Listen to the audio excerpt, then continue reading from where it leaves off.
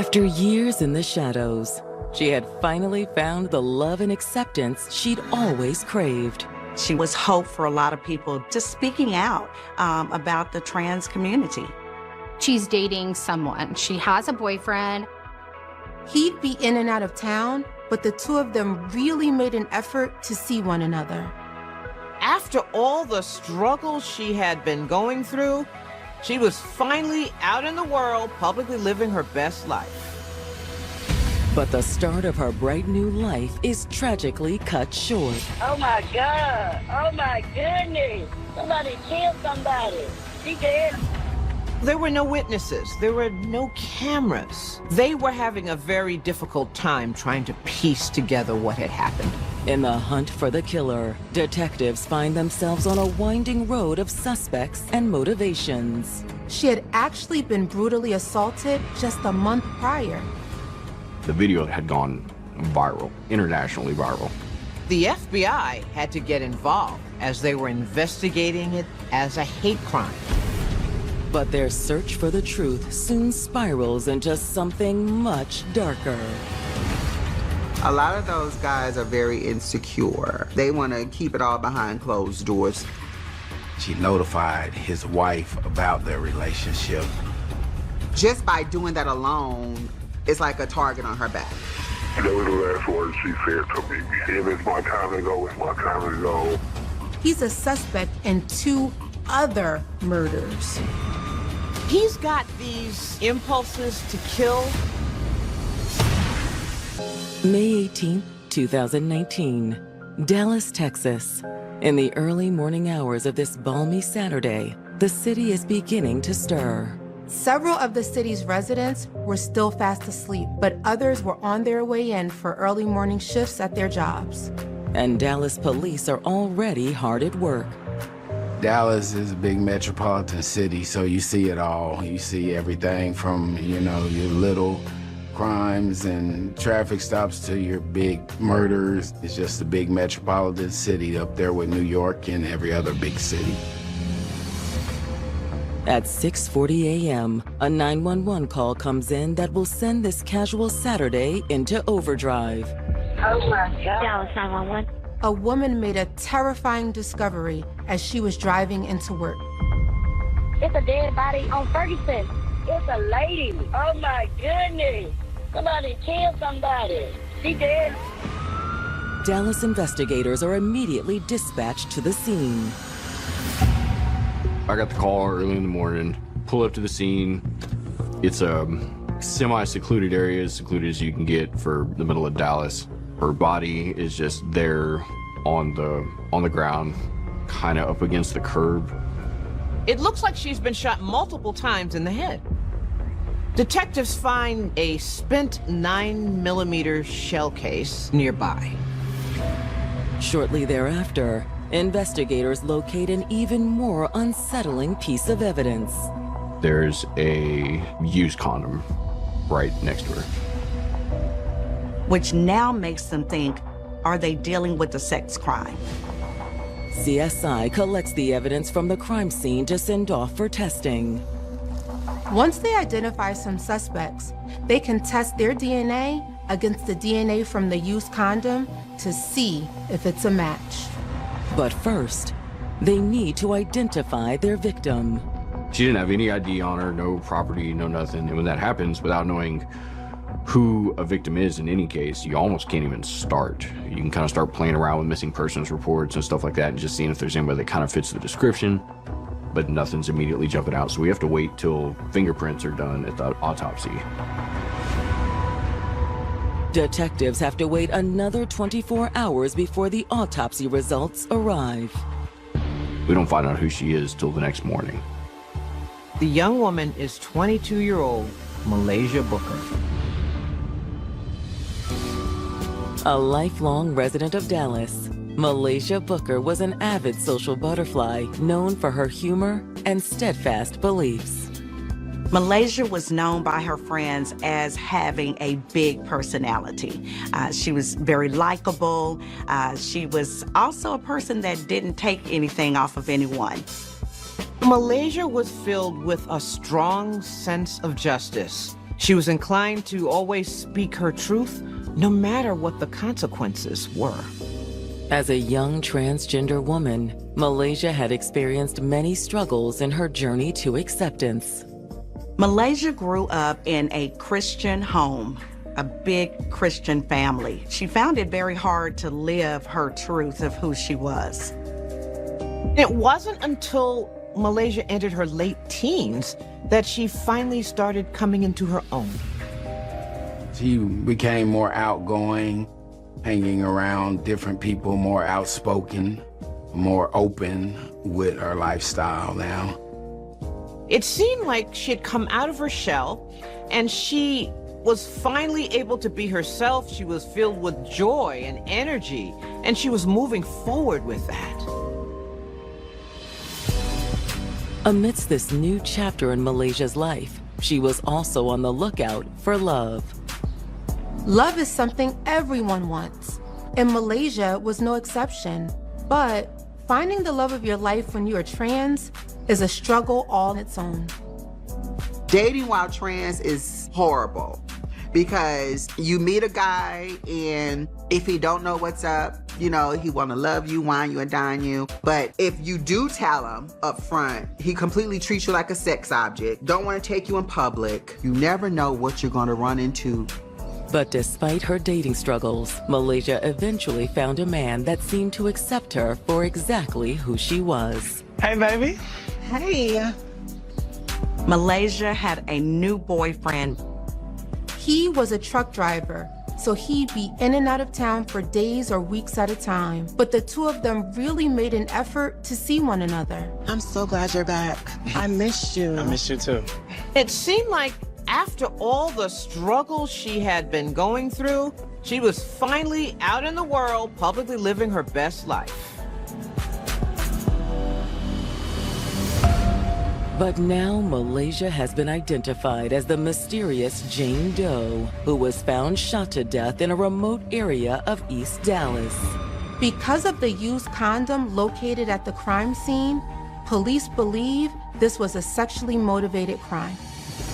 But besides the evidence that police find, there's not much that they can go on. There were no witnesses. There were no cameras. They were having a very difficult time trying to piece together what had happened to her. So detectives turn to the World Wide Web. We start kind of doing research on her, and that's when we find out about the previous assault.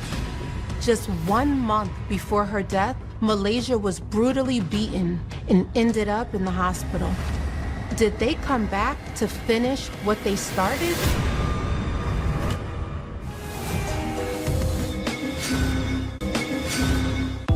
By the summer of 2019, 22-year-old Malaysia Booker was finally coming into her own. She was dating a guy who really seemed to embrace her new identity as a trans woman. It was just the beginning for Malaysia. She had the whole world ahead of her. She was 4 years old in trans years. She was a baby, and she had a long life to live. But on May 18th, Malaysia has been found shot to death on Dallas's east side. And investigators soon learn this wasn't the first bout of violence she'd recently faced. We start kind of doing research on her, and that's when we find out about the previous assault. On April 12th, Malaysia was involved in an altercation after a minor fender bender in an apartment complex in South Dallas. She accidentally hit someone's car. Several men got out of the vehicle and actually attacked her and could tell that she was transgender. And the whole thing was caught on tape. There were a lot of slurs of all sorts of kinds that were being shouted in her direction during the course of this assault. They beat her so bad, she went unconscious. She ends up in the hospital with a concussion, brutally beat, and she had a fractured wrist. While Malaysia recovered in the hospital, the video of her assault went viral. I hate that it happened to her, but I'm glad that the world saw it because when the world sees it, you know, it makes them think twice. If the world don't see it, they won't do anything about it. It's like the saying, out of sight, out of mind. It was shown all across the country, and it made headlines in the media. And the FBI had to get involved as they were investigating it as a hate crime. And there was one arrest. Charles Quinn, the driver of the other vehicle that Malaysia hit, was charged with aggravated assault. Following the incident, Malaysia's spirit remained strong. At the end of April, she attended a rally where she called for justice for what had happened to her and for the transgender community at large. For her to go through such a horrific moment in her life and to come out and to talk about it, to try to save other trans women's lives is amazing. We need to let the world know that we're here, we're not going anywhere.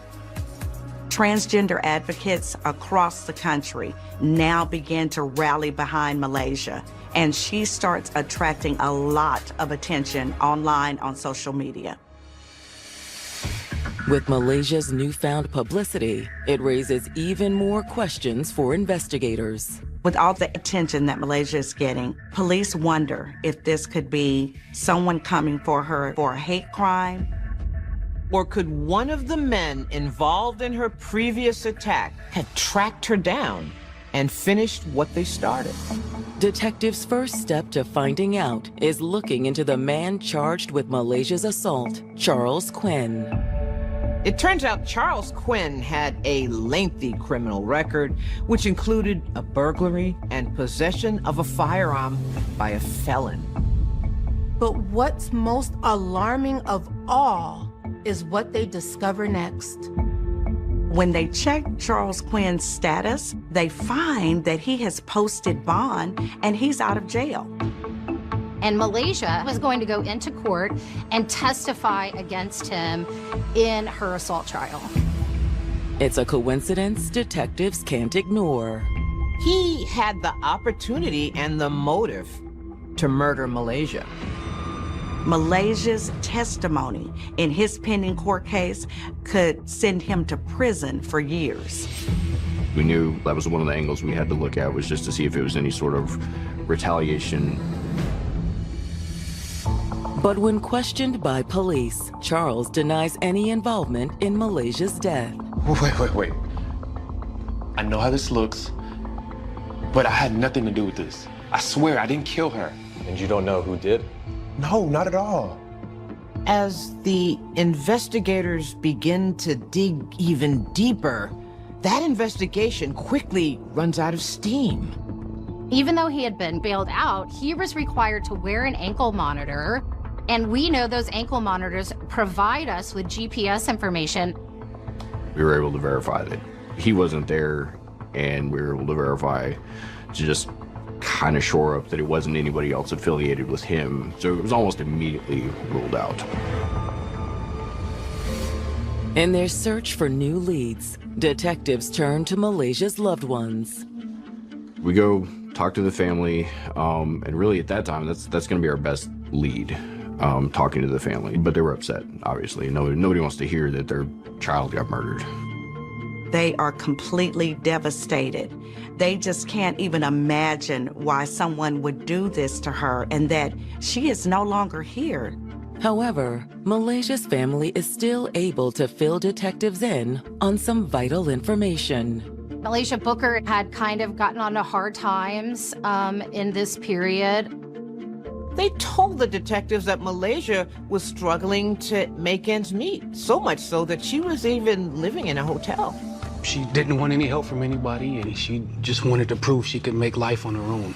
And what's even more concerning is how Malaysia had been earning a living. She's been escorting and doing sex work, all of this just to try to pay her bills. Did Malaysia's new profession lead to her death? In speaking with family members of murder victim Malaysia Booker, detectives have just learned she had recently started working as an escort on the streets of Dallas. Sometimes trans women go down the wrong road because they're not accepted in places like the job workforce and things like that. We have to eat. We have to keep a roof over our heads. Now investigators are wondering, did Malaysia's new profession lead to her death? It's a very dangerous lifestyle. You don't know if your Johns are ex-felons or if they're drug addicts or married or anything like that. You're really just taking a chance on the activities that could occur. There was a used condom found near her body. So was Malaysia killed by a John? As detectives begin trying to answer that question, they receive an influx of tips in the case. It became a very high-profile deal as a result of her being in this other assault, and the video of that had gone internationally viral. So there was the flood of information that we were collecting from every source that we can. But while sorting through the sea of tips, one call gives investigators hope of finally making headway. Hey, I got information. It said that you had information. Yeah, give me 1 second. I'm just sitting in my car. Of all of the dozens and dozens and dozens of outside information, there was really only one, and that was somebody calling in saying, hey, this is the last person that we know of that she was with. The tipster says Malaysia was last seen with her close friend, Malcolm Irving. He was with Malaysia an hour or hour and a half before she died. Detectives don't waste any time. They give Malcolm a call. Hey, this is Detective Groves with Dallas PD. Hi, how are you? Hey, I'm doing all right. Hey, I guess you and Malaysia are real close? Yes, sir. Malcolm admits he picked Malaysia up at the hotel where she was living in the early hours of May 18th. I got off work at 12, maybe about 12:30 at night. Okay. Made it to her room around 12:45, 12:50. And Malaysia was at the room. We didn't leave back out of her room until like almost 2 a.m. Okay. That's when she finally got dressed and finally got ready. So I seen her, I talked to her, we laughed, we joked with each other all the way up until I dropped her off. He said he gave her a ride to the area that she normally liked to work, the corner of Lego and Spring. She was over off of Lego on Friday night? Yeah, I dropped her off around 2:30 that morning.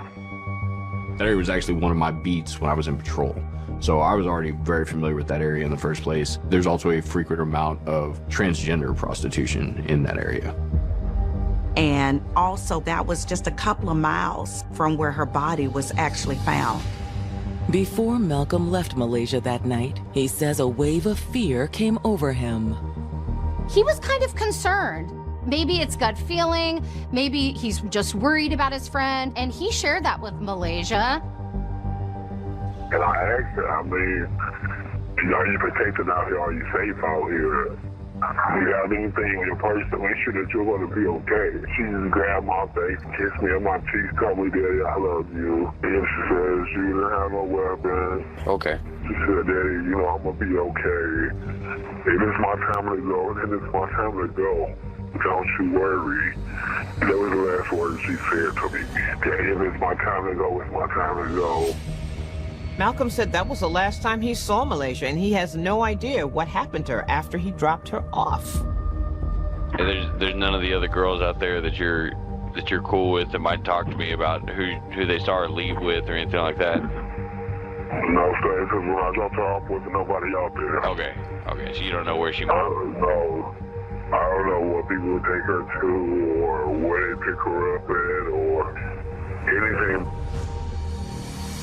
However, according to Malcolm, there's one more thing investigators should know about Malaysia.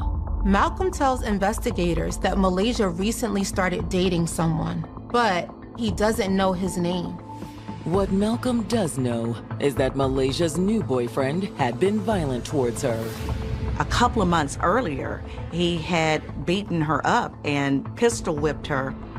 He hit her on the face with a gun, busting her face open. Okay, and she didn't make a report about that? No, I don't think a report was made. Hoping for more information on her mysterious boyfriend, detectives speak with another close friend of Malaysia's named Cedric York. Cedric seems to know a little bit more about Malaysia's relationship with this guy. I know she was going back and forth between this truck driver that she had been sneaking and dating with. Cedric says part of the reason Malaysia was so secretive about her new boyfriend is because he was married.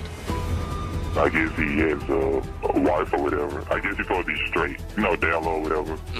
And he was sneaking and messing with her. But Malaysia refused to be kept a secret. She notified his wife about their relationship, and he was not happy about that.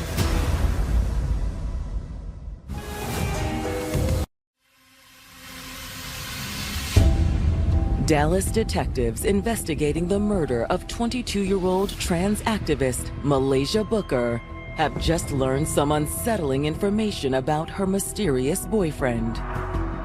None of her friends seem to know this guy's name, but they do know he was violent with her, and he was also married. But nobody knows anything about him, like where he grew up, nobody's met him, but nobody knows his Facebook and all that. No, because I was like, I had tried to ask her, like, do you know his number? She said some stuff, she was just, there's a lot of stuff that she was hiding, like, she wasn't telling nobody. When it comes to dating trans women or hooking up with trans women, a lot of those guys are very insecure. They want to keep it all behind closed doors. But you're doing this because you're attracted to this, and you're not brave enough to love that woman out loud. Cedric says Malaysia was done living in the shadows, and she wanted out. So Malaysia notified his wife about their relationship. Malaysia blew up the whole relationship, and he was very upset about that. He starts stalking Malaysia. He's calling her. He's making threats that he's going to kill her. Cedric goes on to reveal one more concerning piece of information to investigators. I've been calling her mom, and I'm thinking that he has her mom because he keeps answering it. Okay, I mean, do you know the person's voice that's answering it? It's a guy's voice. Detectives now believe Malaysia's phone will lead them to her killer. They immediately file a subpoena for her phone records. And as they wait for the phone records to come in, hey, come over here and check this out. They obtain another crucial piece of evidence. Detectives are able to get their hands on some surveillance footage from a building near the intersection of Spring and Lego Street, where Malcolm says he dropped Malaysia off. They're looking for any sign of who she may have left with. And they get lucky. They find surveillance video showing her getting into a light tan vehicle around 3:25 a.m. And that was about 2 hours prior to her body being discovered on the side of the road. So we were pretty sure that was going to be the suspect, whoever had that vehicle. However, tracking down the owner of the vehicle will be easier said than done. There were some details about it that we couldn't make out, and we couldn't associate that vehicle to anybody. They can't see the license plate. They can't see the driver. But on May 21st, Malaysia's phone records finally come in, and what detectives uncover gives them a glimmer of hope. Once we finally get these phone records coming back, we're able to locate the phone. Now we just have to go figure out who's holding the phone. They see that it's pinging off in an abandoned building, so that's where they head. When police first arrive at the location, there's no one in sight. So they dial the number from Malaysia's phone. And they can hear her phone ringing in the distance. Seconds later, a young man emerges from the building. Oh, hands up! Whoa, whoa, whoa, whoa. Hands up. The ringing gets louder, and it's clear this man has Malaysia's phone. Also, they notice that he has clothing stained with what appears to be blood. Police immediately take him into custody. All right, don't move. Hands back. Back at the station, detectives begin questioning their new suspect, Noah Thorne. But when detectives ask him about Malaysia Booker, he says that he doesn't know anything. What kind of vehicle do you drive? I'll drive anything. I'm homeless. Noah says he's been living on the streets. How did you find this cell phone? He said that he had gotten the phone from another homeless friend of his and he kept it, but didn't know what the phone had been through or that it was possibly involved in a murder. That really explains who it was that Malaysia's friends and family were hearing when they called the phone. It was the homeless man. However, investigators aren't sure that they can trust Noah's account just yet. And how did you get that on your shirt? Oh, this? Got into a fight with some guy who was trying to steal my lunch. There's blood on his shirt. So they do DNA testing, and what they find is that the blood does not match Malaysia's, and that his DNA actually doesn't match the condom DNA that is found at the crime scene. It doesn't look like he's their guy after all.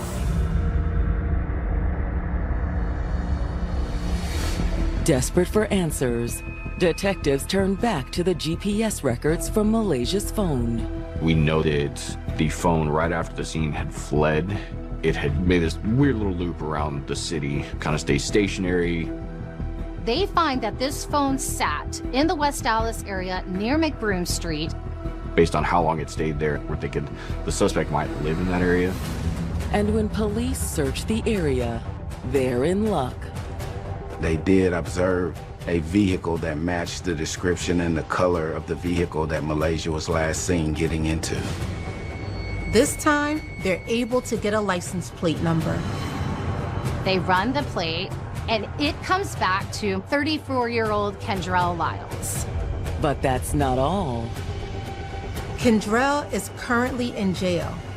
He's a suspect in 2 other murders.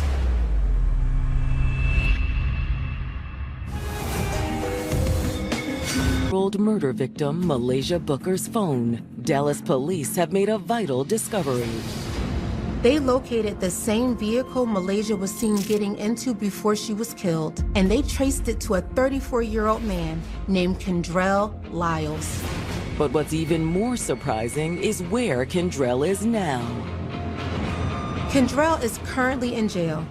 He's a suspect in 2 other murders. Both murders took place just 1 week after Malaysia was killed. The chaos began on the evening of May 22nd in the nearby jurisdiction of Collin County. Around 9:30 p.m., police report to a shooting at an apartment complex in the northern outskirts of Dallas. There, they find 35-year-old Letitia Grant shot in the head. She's transported to the hospital and unfortunately passes away when she arrives. Then, just 24 hours later, a shooting occurred just half a mile from the first one. This time, the victim was 29-year-old Kenneth Shikaki. He was found shot in the parking lot of an auto parts store.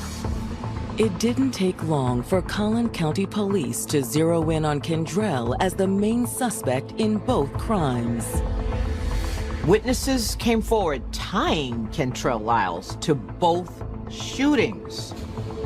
Witnesses believe Kenneth's murder was due to some sort of drug deal gone wrong, but no one knows why Kendrell shot Letitia. Letitia was a friend of his, and then he didn't know Kenneth before the incident.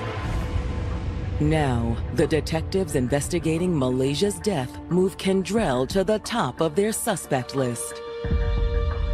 Having someone that comes up as a suspect in 3 murders, to most people that sounds insane. Those are usually affiliated with gang crimes and things of that nature. But detectives need more proof to pin Malaysia's murder on Kendrell. What they decide to do is they decide to go back to where Malaysia was last seen and start asking questions. Do you recognize this man? Yeah.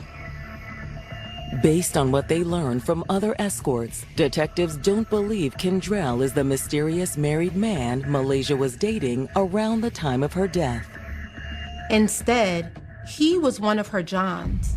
He was someone well known to the escorts in the area. Yeah, he's a regular around here, actually. We realized, hey, Kendrell is in the area a lot, and it was not uncommon for him to get a transgender prostitute. He was always at that location, drinking, picking up women, and hanging around there. Detectives found out that Kendrell went by a alias name and nickname of Mississippi. They described Kendrell pretty well to a T, and we're like, oh, yep, we're definitely on the right track. But according to the informants, Mississippi's behavior wasn't always so innocuous. Hey, girl, let me get a taste. Excuse me? Come on, girl. Hey, if you want some, you have to pay. Mississippi, at one point, was noted getting into an altercation and became very angry, and actually got into a physical altercation with one of the escorts at the location. When he didn't get his way, he brutally beat her, and people were witness to this crime. He just kind of went a little wild. From what we knew of was the first really violent assault. You know, she survived, but her assault was pretty severe. And when detectives pull Kendrell's phone records, they discover even more incriminating evidence tying him to Malaysia's murder. On the night Malaysia was killed, Kendrell's phone GPS mirrors hers. That phone was in his possession as he was driving to the area where Malaysia's body was discovered. But the final nail in the coffin comes back in the form of DNA results. Dallas police were able to obtain a sample of Kendrell's DNA from their counterparts in Collin County and compare it to DNA found at the scene of Malaysia's murder. It's a match. His DNA actually matches the condom DNA. At that point, yeah, it's unquestionable that he was at the scene. I confirmed his DNA is at the scene, as well as his phone records are at the scene. I mean, all of that together, like for my case, that's perfect. We know we got the right person. It's all him. Now there's just one piece of the puzzle left. Kendrell's confession. So detectives went to Collin County and interviewed him. It was purely at that point just trying to get his version of what happened, his statement about what happened, purely for the question, why? Tell us what happened on the morning of May 18th. They give him all of the evidence that they have stacked against him in this case. And surprisingly, he does admit to picking Malaysia up. Yeah, I picked her up. So what? Unfortunately, though, that's all Kendrell admits to. He gives some very general, vague details where it's not even enough for me to discern whether he's talking about the initial assault that was prior to Malaysia's or if he was talking about Malaysia's murder. You killed her, Kendrell. You shot her 3 times. Nah, that wasn't me. He absolutely refuses to acknowledge that he murdered anyone, and of course, he doesn't give any inclination as to what the motive would be regarding her murder. It was not a very lengthy interview. He just denied overall, and then he terminated the interview. Yeah, I'm done talking to y'all. Take me back to my cell. Even though he is not admitting to this murder, the evidence points in his direction. The DNA, the fact that they know he picked up Malaysia, the fact that his car matches. They had enough information to go ahead and charge Kendrell with the murder of Malaysia. But without a confession, seeking justice for Malaysia will be no easy task. The jury is going to want answers. They still want to figure out how did this happen and why did it happen.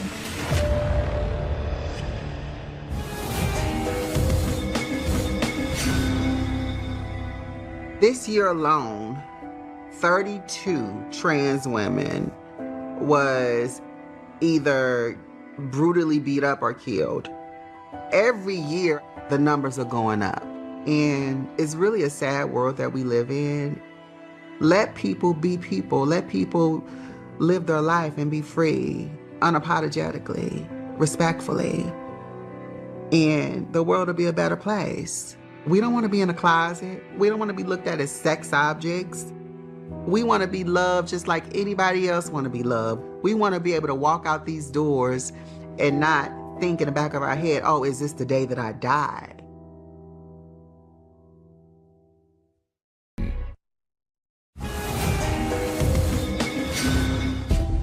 Dallas police investigating the murder of 22-year-old trans activist Malaysia Booker have just charged 34-year-old Kendrell Lyles with the crime. Kendrell is refusing to confess to the crime, so investigators are still trying to figure out why he did it. The jury is going to want answers. Investigators have an idea from the surveillance and the telephone records that Malaysia was picked up on May 18th, 2019 at 3:25 a.m. between Spring and Lego Street. Hey, want to go have some fun? Get in. She got in the car with Kendrell, thinking he was just another John, not realizing how dangerous he really was. From there, they traveled to a secluded area in East Dallas to have sex.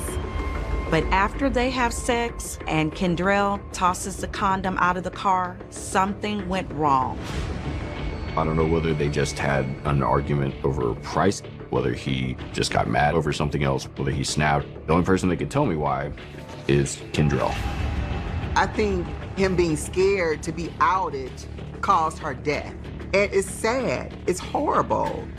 Either way, he wound up drawing his gun and shooting Malaysia 3 times in the head and neck. After Malaysia is dead, he tries to continue on with his life as if nothing has happened.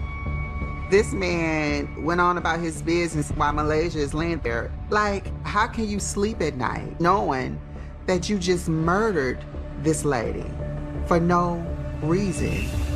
But that wouldn't be the end for Kendrell's horrific crime spree. A few days later, his violent impulses overpowered him, and he killed 2 more times. And this time, he would claim the lives of Kenneth and Letitia.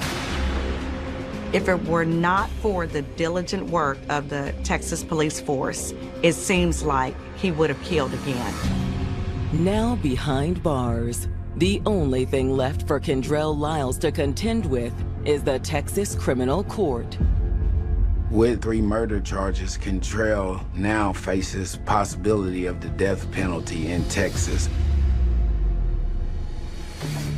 When presented with the prosecution's case, Kendrell can finally see the writing on the wall.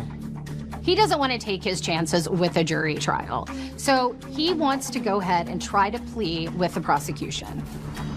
In exchange for pleading guilty to all 3 murders, Kendrell is sentenced to just 48 years in prison. Now, his release date will be 2068, and he will be approximately 82 years old. It's essentially a life sentence, but is it enough? That's still up for debate. The reality is, in 2068, you will have a killer back on the street. It's really a scary, scary thought. If he's got these impulses to kill, I don't know if that would necessarily go away in 48 years. But for now, Malaysia's life stands as a testament to the strength of a woman battling against all odds. Being able to mold her energy, her love of this trans community in Dallas, it was a beacon of light. It was that hope that she was giving people out there, and it made it all more devastating when she was lost. But I really don't think we would know that much about her had it not been for the fact that her beating, her terrible, horrific beating, took place on camera, and it went viral. That's the only reason that anybody showed any interest in this case. If that had not been the case, there would not have been this flood of information and she wouldn't be remembered by anybody other than me and her family. I think it exposed the inner demons that are really living and breathing and walking around out there. It tells you something very dark and disturbing in our communities. We all are given our choice of how we want to live out our life, and we all need to give each other respect for our humanity. We need more trans activists out there in the streets, on TV, up in Congress, up in that White House. You know, we need to be visible. We're not hurting nobody. We just want to live our life.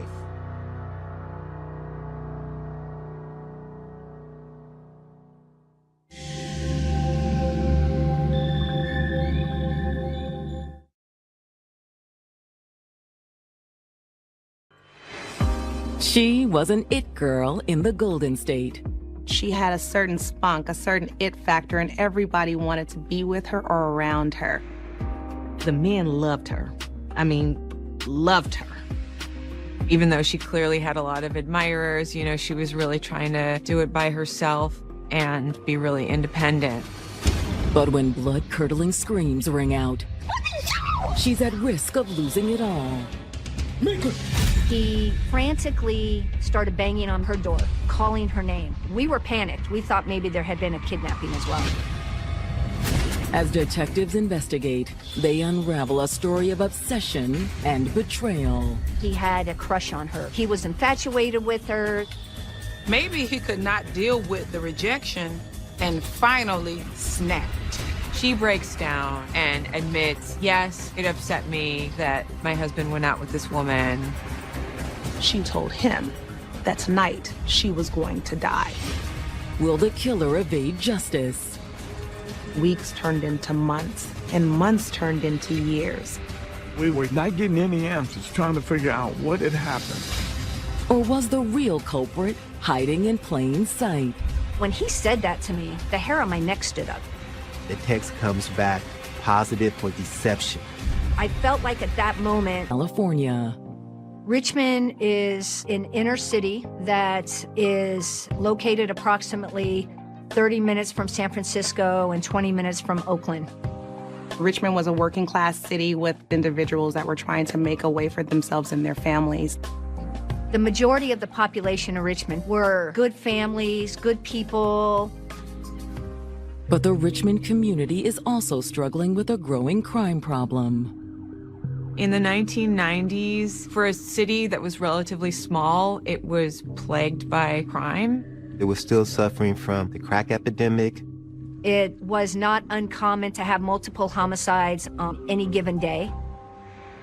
On the morning of January 9th, one local resident, Andrew Piper, is still asleep after a relatively quiet night, until he's jolted awake by the sound of screaming. He was sleeping on his couch, and he was awakened by blood-curdling screams from his neighbor's apartment across a shared driveway.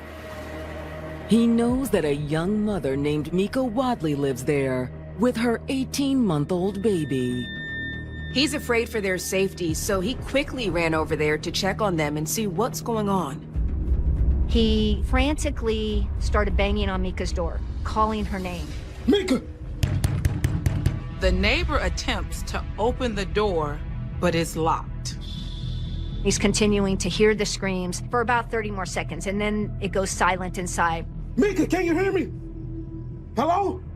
He knew that Mika was in trouble, so he returns to his own apartment, he retrieves his phone, and makes the call to 911. I'm really concerned about my neighbor.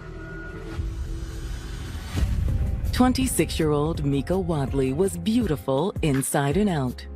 She was real sweet, kind-hearted, easy to get along with. She was very lovable. She made you smile. She made you feel good about yourself.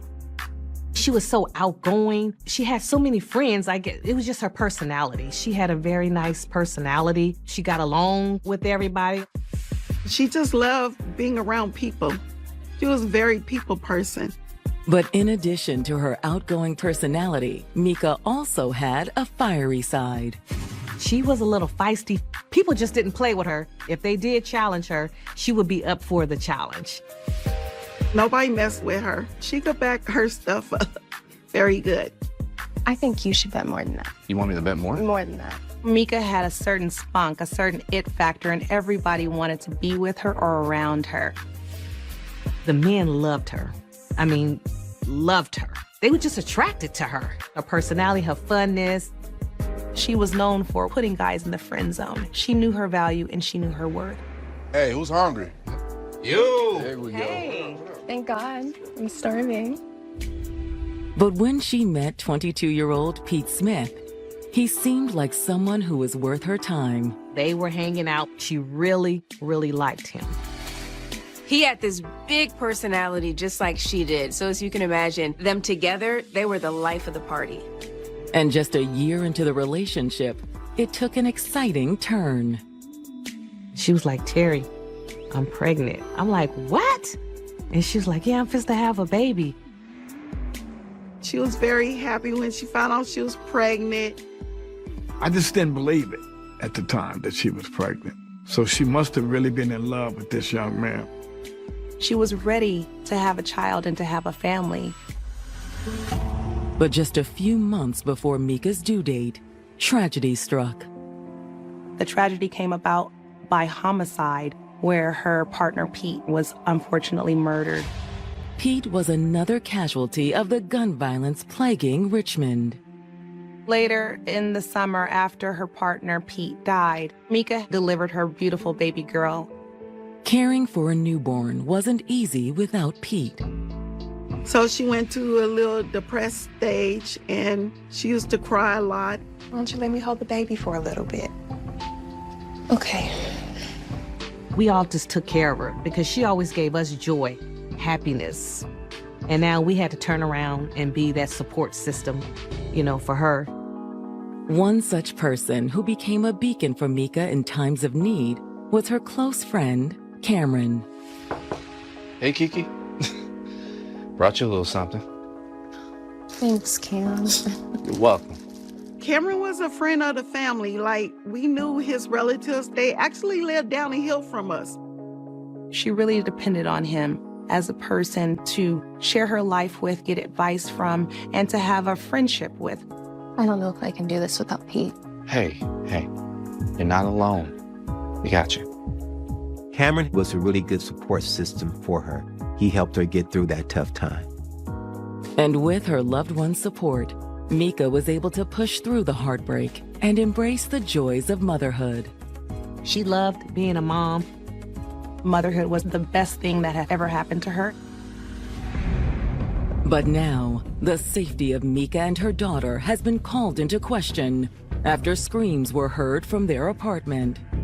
A neighbor called 911 after being woken up by the screaming. I'm really concerned about my neighbor. When officers arrive at Mika's apartment, they find her door ajar. When you see an open door, then you know that there's trouble. There's a problem, so you have to be on guard and ready. Is anyone here? When they were clearing the living room area, it was obvious that there had been some type of struggle in there. Things are all over the place. Furniture is moved. And then they find Mika. Her hands are tied above her head, and there's a blanket covering her face. Her underwear had also been pulled down, leading police to believe they may have been dealing with a case of sexual assault. It's a tragic scene, but it's not a hopeless one. The officer goes to check on her, and to his surprise, he finds out that she's still alive. Get in your mess in here. 26-year-old single mom, Mika Wadley, was finding joy in motherhood. She lost her partner, Pete, shortly after she became pregnant. It had been a tough year for her. Her daughter was truly a light in the darkness for her. But now Mika has been found unresponsive on the floor of her apartment after a neighbor reported the sound of screams. Thankfully, there's still a chance to save her. Get EMS in here. Paramedics responded and transported her to a local hospital. But where is Mika's 18-month-old daughter? There's no baby to be found. We were panicked. We thought maybe there had been a kidnapping as well. Fortunately, police soon learn that Mika's daughter is safe and sound with family. She was at my grandmother's house. She was with us.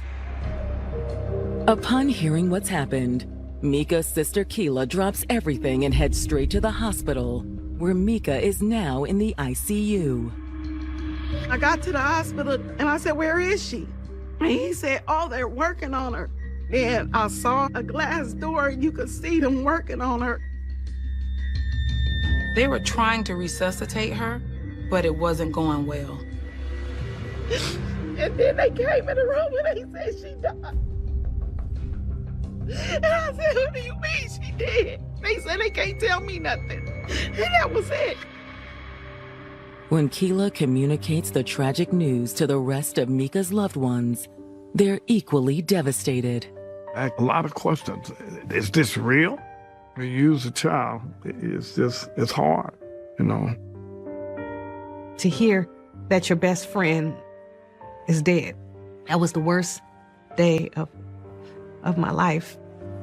Mika was so joyful, so full of life. Who would want to do something like that to her? Back in Mika's apartment, detectives begin trying to answer that question. What was initially a horrific and brutal assault has now become a homicide case. Outside the residence, investigators locate an important clue. I noticed that there was a large window screen resting against the fence. Is this where the perpetrator entered? Is this how the person got into the home? Inside the apartment, it's clear Mika put up a fight with her attacker. There's clear evidence that there's been a violent struggle here. The couch cushions, some were laying on the floor. There was blood evidence. There was a pair of platform boots, and one was missing a black shoelace. So we automatically assumed that how the suspect bound her wrist was by removing the shoelace from Mika's shoe. Detectives believe sexual assault was the sole motive in this crime. Her wallet was still there. There was jewelry that was still there. Aside from the living room where the big fight happened, the house was otherwise untouched. There wasn't anything obvious missing. But that's not the only reason police think they can rule out robbery as a motive. When first responders found her, she had a blanket covering her face. In my experience, when there are homicides or sexual assaults and it's a known offender, they will often cover the victim's face, almost like they didn't want to see the person in their last seconds. That was a sign to investigators that it was likely someone that she knew. In their search for answers, detectives turned to the neighbor who called 911, Andrew Piper. He knew Mika. When he learned that she had been killed, it was devastating to him. So when you went to check on her earlier this morning, was the door locked? Well, at first it was. After calling 911, he walked back to Mika's apartment. And this time, the door was open. This was startling to the neighbor in that just moments before, this door was locked. I thought about going to check in on her at that point, but I was afraid. He had a little bit of remorse because despite the door being open, he chose not to go in. Was there anyone else in the vicinity while all of this was going on? Well, there was this one guy. He noticed that there was a man in the distance exiting the apartment complex. He was too far away to get a good look, but he believed that he was wearing a beanie and a gray sweatshirt. His pace and his gait didn't lend one to believe like he was running from the scene. I mean, could it just be a random person just walking toward the bus stop? Regardless, it's the only real lead investigators have at this point. Although the 911 caller couldn't give a really detailed description, he was able to give the officers enough to put out an APB for someone wearing a gray sweatshirt and a beanie. Could this man be the key to unlocking the case? Detectives in Richmond, California are investigating the death of beloved 26-year-old single mother, Mika Wadley. Mika Wadley was murdered inside her apartment. And the only lead they have so far is a vague one. A neighbor saw a man he didn't recognize leaving the apartment complex after the crime took place. But the man wasn't exhibiting any suspicious behavior, so it's not clear if he had anything to do with it. As officers continue putting feelers out for this mysterious individual, detectives receive word that the results of Mika's autopsy are in. Her autopsy spoke volumes. Mika died in probably the most personal way that you can die. She was smothered. That takes a while to take place, and that's very painful. But according to the autopsy, Mika wasn't sexually assaulted. She was a firecracker, and she fought him tooth and nail until the end. She must have fought so hard that her killer was not successful in that regard. Detectives suspect that after the killer heard Andrew Piper knocking on the door, he knew his time was limited. When she screamed, he had to know that someone was going to come. He had to know that if he didn't prevent Mika from being able to tell anybody who he was, he, unfortunately for Mika, had to make a decision. So he smothered her to keep her quiet, and when he thought she was dead, he fled the scene. But who is he? Investigators hope Mika's family can provide some insight. Can you think of anyone who would want to attack Mika? No, everybody loved her. If you seen her as a person, you wouldn't think she had no enemies at all. I just couldn't see why someone would want to take her life. What about a boyfriend? Was she seeing anyone? Probably in any homicide case where you have a woman who's been killed. I mean, the first person that police always look at is a boyfriend. But she wasn't with anybody. After her ex died, she kind of gave up on dating. She'd just been focused on her daughter and wasn't trying to get into a relationship anytime soon. So you can't think of anyone that she may have been out with on Friday night? Mika's family reveals she did go out with someone that evening. But he's just a friend. What is his name? Cameron King. The detectives learned that the night before, Mika and her good friend Cameron had dropped off Mika's daughter with Mika's family so that the two of them can go see a movie. The family tells me that he is somebody that she had known for about 6 or 7 years after meeting at a local junior college. He was real goofy like her. They would just go to the movies and hang out, but she wasn't like attracted to him. However, Mika's family says Cameron was clearly vying for something more. And he definitely wanted to date her. The way that Cameron would kind of gush around, when Mika would speak, they were pretty confident in knowing that he had a crush on her. Oftentimes, when they were hanging out late, Mika would allow Cameron to crash on her couch, and he would leave early in the morning before she would wake up. However, the family says a few weeks earlier, Cameron had exhibited some strange behavior. They didn't really feel, initially anyway, that he would ever act on his feelings. Except several weeks prior to Mika's homicide, Mika shared with her sisters that one night Cameron was over watching a movie, she went to bed, he was going to sleep on the couch and then let himself out. But when she woke up in the middle of the night, she saw Cameron sitting on the edge of the bed, staring at her. Cameron, what are you doing? Hey, I'm sorry. I'm just gonna go. I'm gonna leave. Okay? I'm sorry. It really freaked Mika out. Based on this unsettling information, detectives can't help but wonder if Cameron had something to do with Mika's death. At this point, the urgency to speak to him has now increased because here we have a young woman that was found naked from the waist down and having a male friend that I was told that also was infatuated with her, that was close to her, and that may have wanted more. Maybe he can no longer deal with the rejection and finally snapped. In January of 1999, detectives investigating the homicide of 26-year-old single mother Mika Wadley are growing suspicious of her friend, Cameron King. Apparently, Cameron wanted more than just a friendship from Mika, but Mika wasn't into him like that. Cameron, what are you doing? Maybe he can no longer deal with the rejection and finally snapped. Investigators waste no time locating Cameron and bring him in for an interview. We need to speak with you about your friend Mika. What about her? Cameron was informed that Mika was brutally murdered. Wow, that's just too bad. You would have expected sobbing, crying, or some shock, and that did not take place with Cameron. You were close, right? Yeah, we were close. I remember sitting in the interview and being very much taken aback by this. Like, we could have been talking about, a sporting event, and it would have been the same. Did you ever have any romantic feelings for Mika? Nah. He flatly denied it.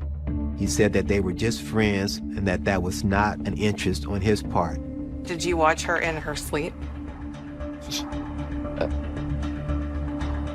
Nah. He said, no, never happened. I never made any advances on her. He made it appear as if she were the one that really wanted to be with him. There was a part of me that felt that he was trying to distance himself from her romantically, given how she died. And I honestly wasn't buying it. We believe you were the last person to see Mika before she was killed. That does not look good for you. They asked him to walk them through what he and Mika did on Friday the 8th. Damn, we just went to see a movie, okay? And nothing else happened? That's when Cameron admits that there was something odd that Mika said to him that night. She knew she was gonna die. According to Cameron, Mika actually brought up her impending death that night. And I'll be honest with you, when he said that to me, like, the hair on my neck stood up. Cam, if I died tonight, would you come to my funeral? Come on, quit playing. Promise me you'll come. All right. Okay, Kiki. I promise I'll be there, okay? But you gotta stop acting so morbid, all right? Well, did you ever ask her why she felt that way? Not really. I just changed the subject, it kind of creeped me out. Which is unusual. If they're such good friends, I would expect him to question, well, what's wrong? Is somebody following you? Like, why would you say that? And he didn't. After the movie got out around 12:30 a.m., Cameron states that he dropped Mika off at her apartment. You sure you didn't spend the night? Not this time. He leaves and he returns home to his apartment in Oakland, which is about 20 minutes away. When you dropped her off, did you happen to notice one of the windows had the screen removed? I asked him, are your fingerprints going to be on the window? Remember, there was an open window, and his response was, no, I didn't crawl through no window. Again, another red flag, and I challenged him on it. I said, I didn't mention anybody crawling through an open window. At this point, investigators are extremely suspicious. But Cameron insists that he was home all night after dropping Mika off.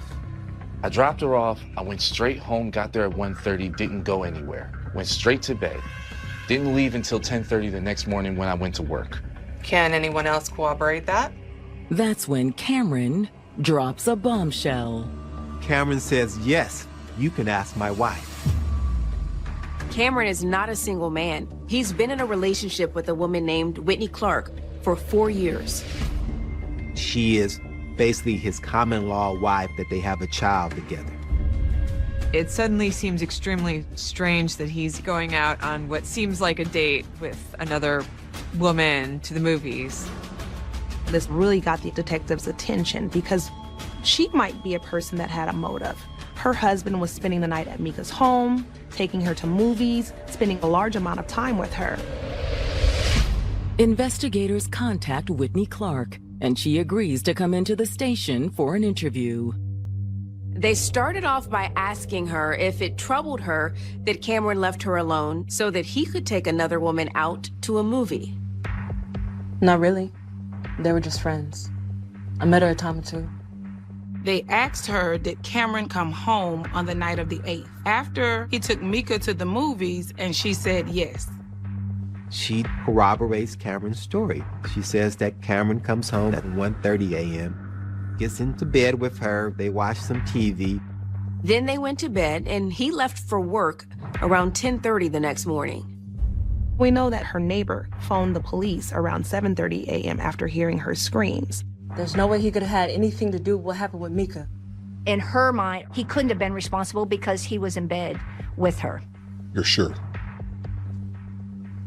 100%.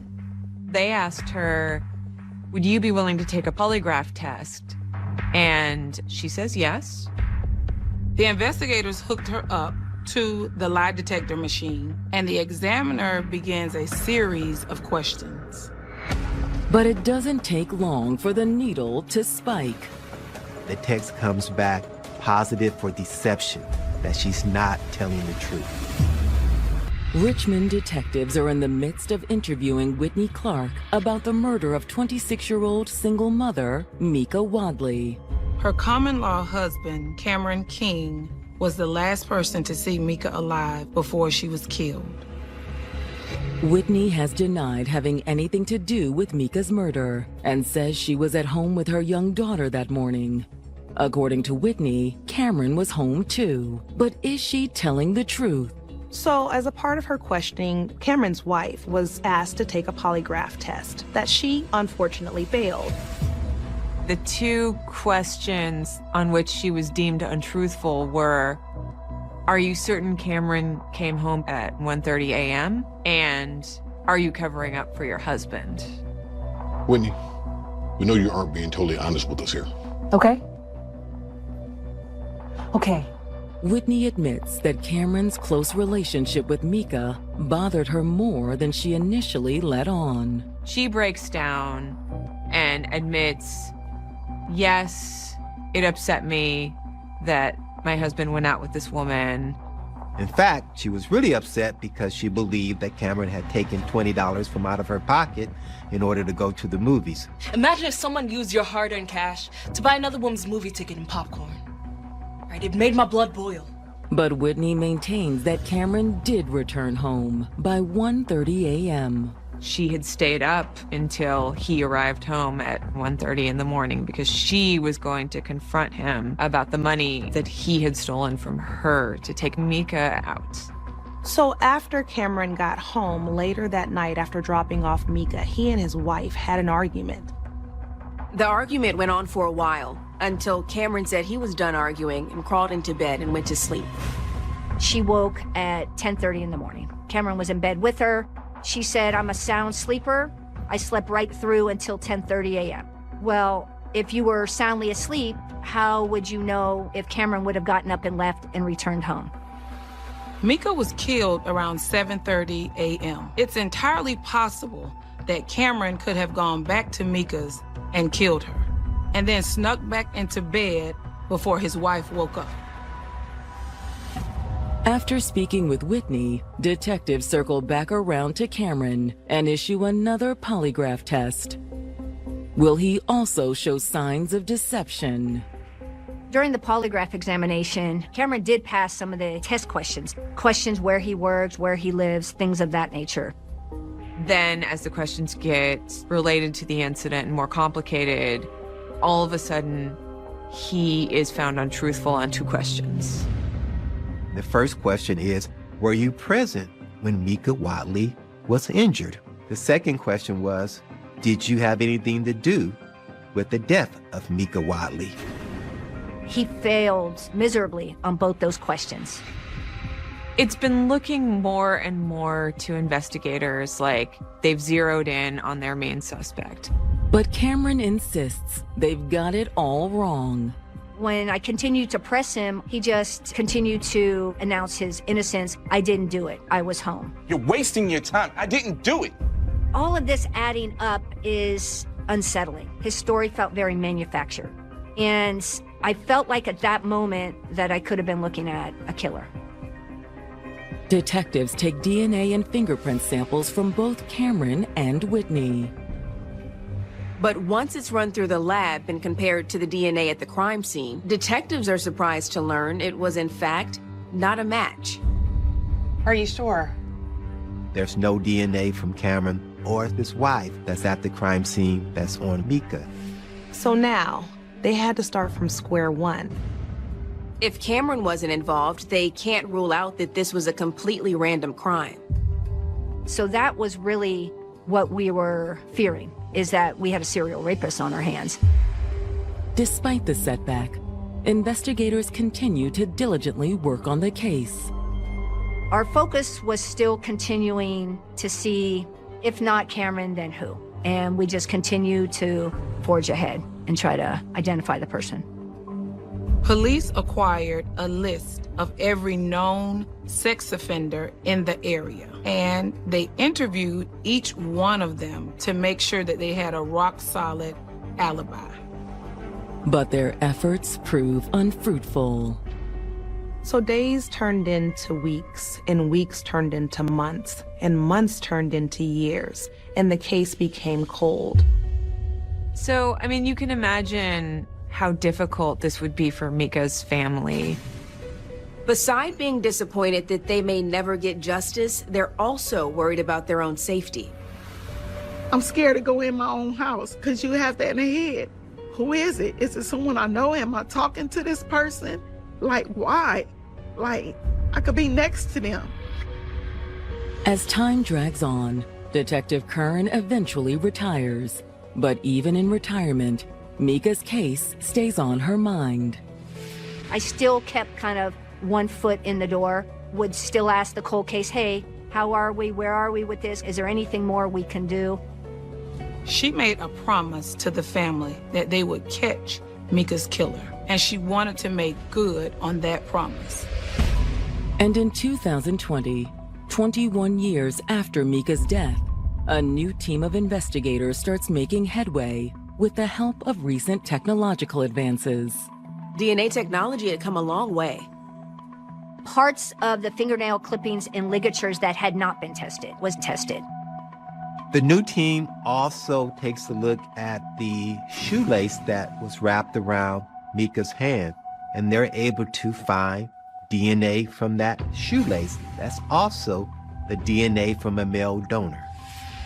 The question now is, who is the donor? Where did this DNA come from? To be perfectly transparent, throughout the whole 20 years, I believed it was Cameron. But the new DNA samples still aren't a match for Cameron King or his wife. I was speechless. All roads led to Cameron, and yet it wasn't Cameron. You could have knocked me down with a feather, honestly. Like, I was taken aback, just shocked. One of the most shocking aspects of this case are the polygraph results, which is in contrast with the physical evidence. Even though the polygraph shows signs of deception, it's hard to argue with DNA evidence. Most people don't understand what it's like to be inside of a police room, be asked questions. It's very stressful. It's very unnerving. And it's quite possible the stress that Cameron was feeling in the interrogation room caused him to fail the polygraph test. But even though investigators have hit a wall with their prime suspect, they continue to push on. They started using public DNA databases, meaning 23andMe and all the ones where you put your own information and DNA in so you could find lost relatives. Against all odds, they get a hit, and it was someone no one ever expected. I'm like, what? For real? I know him. Years have passed since the murder of beloved single mother, Mika Wadley. But now detectives may finally have the lead they've been waiting for. So after 20 years with the advances in technologies, detectives decided to reopen this case and to test DNA with new measures. They started using public DNA databases, meaning 23andMe and all the ones where you put your own information and DNA in so you could find lost relatives. Against all odds, they get a hit, and it was someone no one ever expected. His name is Jerry Lee Henderson.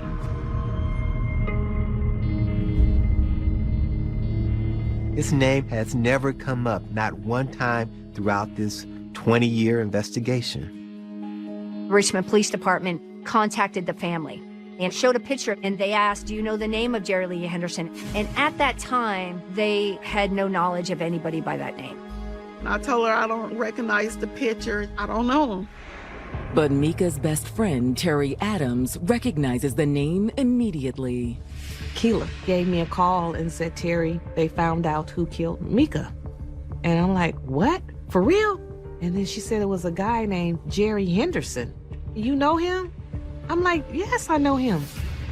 Jerry Lee had attended some classes at junior college with Mika. He was kind of an acquaintance, but not anybody that she would speak of frequently. We all went to Contra Costa College. We would just hang out, but I couldn't see the connection with Jerry and Mika because they weren't friends outside of us being all together. Around the time Mika was killed, Jerry had been down on his luck. He was having problems trying to have work and find a place to live. He'd actually been kicked out of his place. He was homeless at some point. So the million-dollar question is, why? Why and how he ended up at her home that night. So one theory that was put forward was that Jerry may have been coming to Mika's apartment in search of a place to stay because he had been kicked out. So investigators believe he most likely snuck in through the window early in the morning, thinking Mika wasn't home. When he made it through the window and spotted Mika asleep, something in him must have snapped and decided he wanted more than just a place to stay. Investigators believe he spotted her boots on the floor and quietly removed one of the shoelaces. What are you doing? Let me go! Stop! Jerry, stop! So he binds her wrist, and he's trying to sexually assault her. But Mika fought back. She's on the couch. She's pushing and she's fighting. She gave it her all. That's why we have this evidence of this struggle. She must have fought really hard in order to make sure he wouldn't do what he was trying to do. She bled pretty well from her defensive wounds. All this while Mika was screaming at the top of her lungs, so loud that it woke her neighbor. Mika! When Jerry heard the knocks at the door, he began to panic. He wraps her with the blanket really quick to quiet her. But she wasn't quiet enough, so he smothered her. Stop fighting! Shut up! Mika fought her hardest, but unfortunately it wasn't enough to save her life. But Mika's struggle, her fight, her tenacity prevented this perpetrator from sexually assaulting her. So if there's anything that the family can have some type of peace with, is that she was not sexually violated. No one knows for sure if the man that Andrew Piper saw walking out of the apartment complex that day was Jerry, but it certainly seems likely. Now that we have a name, and now that we have a DNA match, detectives want to speak to Jerry Lee Henderson. But they find that they can't do that. They can't do that ever because Jerry Lee died 11 days after Mika's murder. Although Jerry's cause of death was never confirmed, it appeared to be a drug overdose. This is a bittersweet resolution that in some ways feels a little bit hollow because, we'll never be able to confront Jerry Lee Henderson and ask, why did you do this? What was your motivation? Some of the answers we'll never have. And unfortunately, Jerry Lee Henderson has taken that secret to his grave. Mika's family is glad they have answers. However, a part of them still remains unconvinced. That young man didn't do that. It don't make sense. It doesn't add up. Jerry Henderson, he was the nicest guy. Jerry was really laid back and quiet. I just couldn't see what would do something like that. They said he OD'd, but there ain't no drugs in his system. If you read it, that's what they said. He didn't club. He didn't drink. He wasn't interested in the kind of stuff. To be honest with you, I don't know if he was working with someone, but I honestly feel he might have been there, but it's more to this story, but we will never know. It's tough. I sometimes look back and wonder, could I have done more? Were there things that I missed? And I guess I'll never have those answers either. And while there are still so many questions, one thing is for certain. Mika will forever live on in the hearts of all that knew her. Mika was a very sweet person. Unfortunately, this happened to her that shouldn't happen to her. She didn't deserve this at all. Her daughter resembled her mama quite a bit. So, I get a chance to see Mika again in a way of speaking. It's like hard, but we just have to keep going. She's here in spirit. If you or someone you love has experienced... Everybody loved Jennifer. I mean, she was a heart of gold. I still shed tears because I miss her. I miss her smile. I miss her. And she didn't deserve that.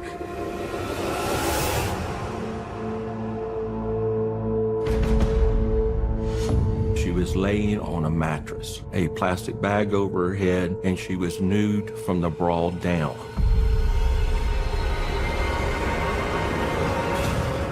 Revenge starts with love and passion, but often leads to hate and death. When someone doesn't talk about how they feel, it begins to bubble up. He was very, very jealous. Revenge is when you want to respond to something that hurt you. Payback is when you take action. It's not the snake that kills the person, it's the venom.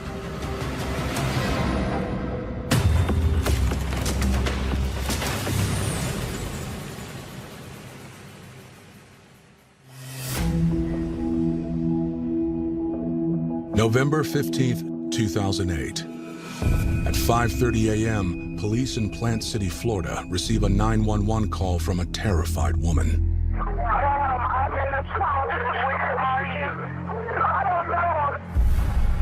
She indicated that she was in the trunk of her car, that she had been taken against her will, and she was seeking help. They tried to find out any information that would give them a lead on her whereabouts, but they couldn't. There was a lot of noise, there was a lot of music. You could barely hear the voices.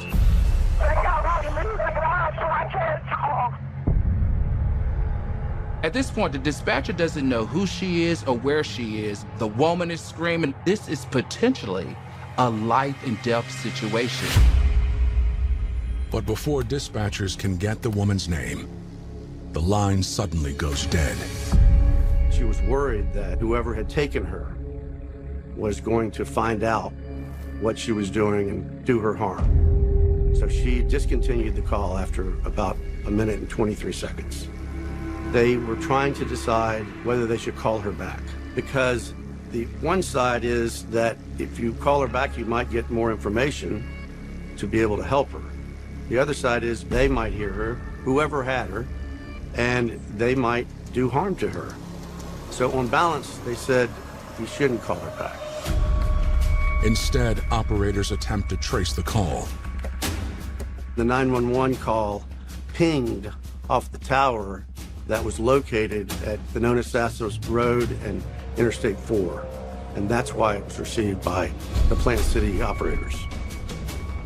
You wouldn't be able to tell a law enforcement officer what to look for. And the likelihood was that if they were driving through Plant City, they wouldn't be hanging around a cell phone tower. Police can only hope the woman calls back. But as several hours pass, they begin to fear the worst. 20 miles away in Tampa, Florida, the family of 31-year-old Jennifer Johnson is having similar thoughts. They've all gathered for her daughter's birthday party. But Jennifer is nowhere to be found. The last time any of them saw her was over 18 hours ago. There is absolutely no way Jennifer would miss her 2-year-old daughter's birthday party. She's been planning for it. She's been saving for it. She's coordinating everything with all the aunts. Everybody calling, Jennifer's not picking up this phone. Jennifer's not picking up this phone. And we were sitting there and I was like, this not right. Y'all know this is not Jennifer. That was her only daughter, and she would do anything for her baby.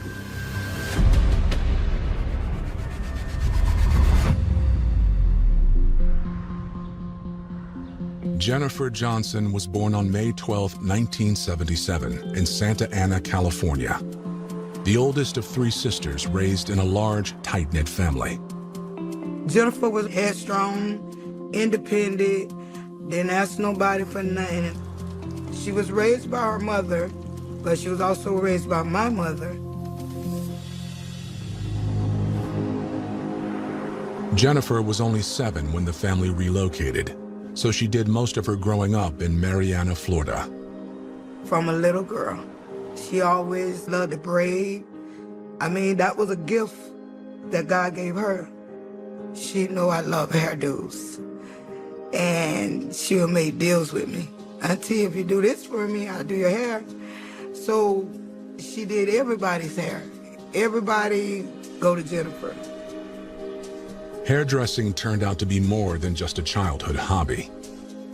After high school, Jennifer took a job in Tampa so she could save enough money to open her own salon.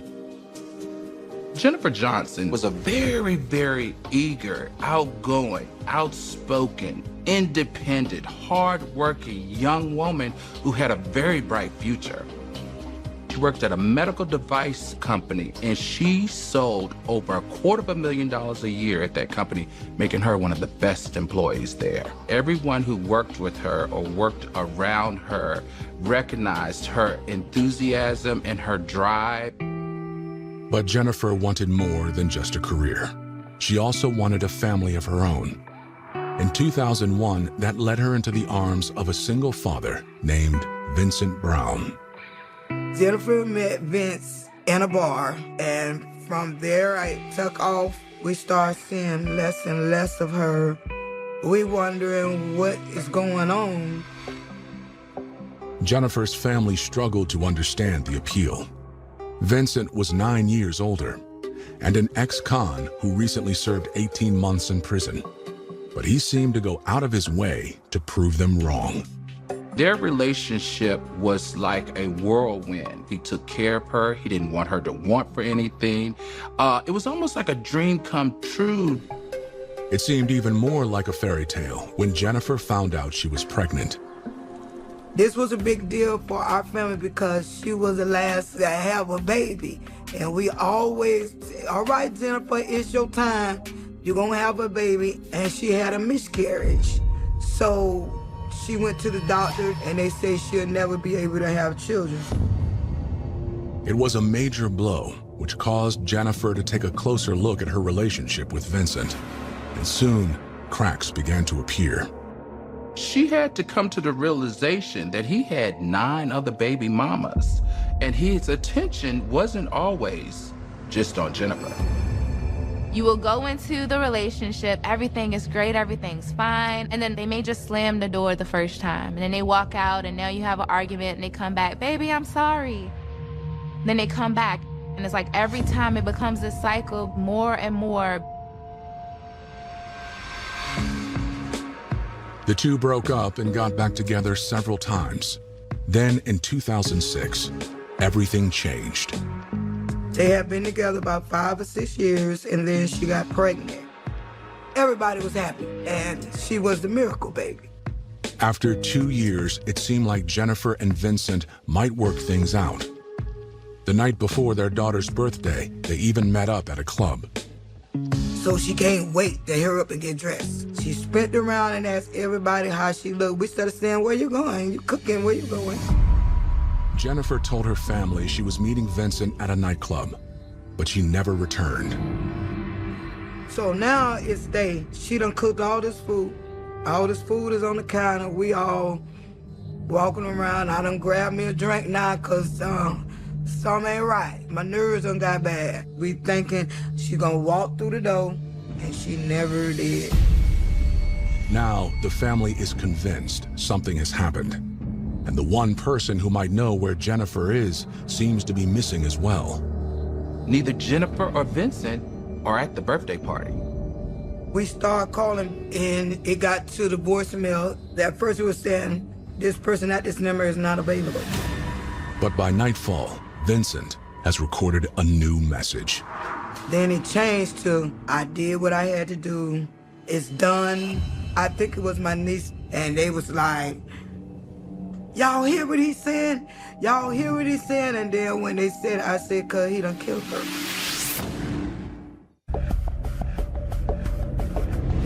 31-year-old Jennifer Johnson has disappeared after a night out with the father of her child, Vincent Brown.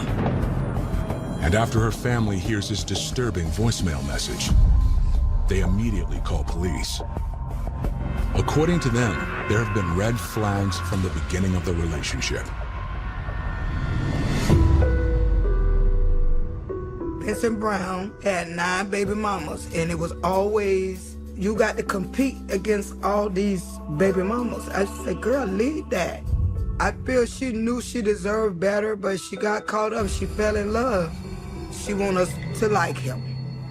You know, but then the bad things that he started doing, then that made me, like, push away from him. The family's biggest concern was Vincent's alleged drinking and the violence that sometimes came with it. He could be sometime the good person, and then he'll turn into an evil person and do evil things. And then I started hearing the rumors of his other baby mama, how he used to beat her. I asked Jennifer about it, and she was like, Auntie, I got it. She stopped telling us anything. So we on the outside trying to look in. Victims of intimate partner violence often overlook the red flags. I mean, they're blinded by love. This person who abuses them doesn't start off by just abusing them. It happens slowly. They first start off by charming them, by making them feel like they're beautiful, that they're loved, like they're the only one. And then slowly, those actions get more harmful.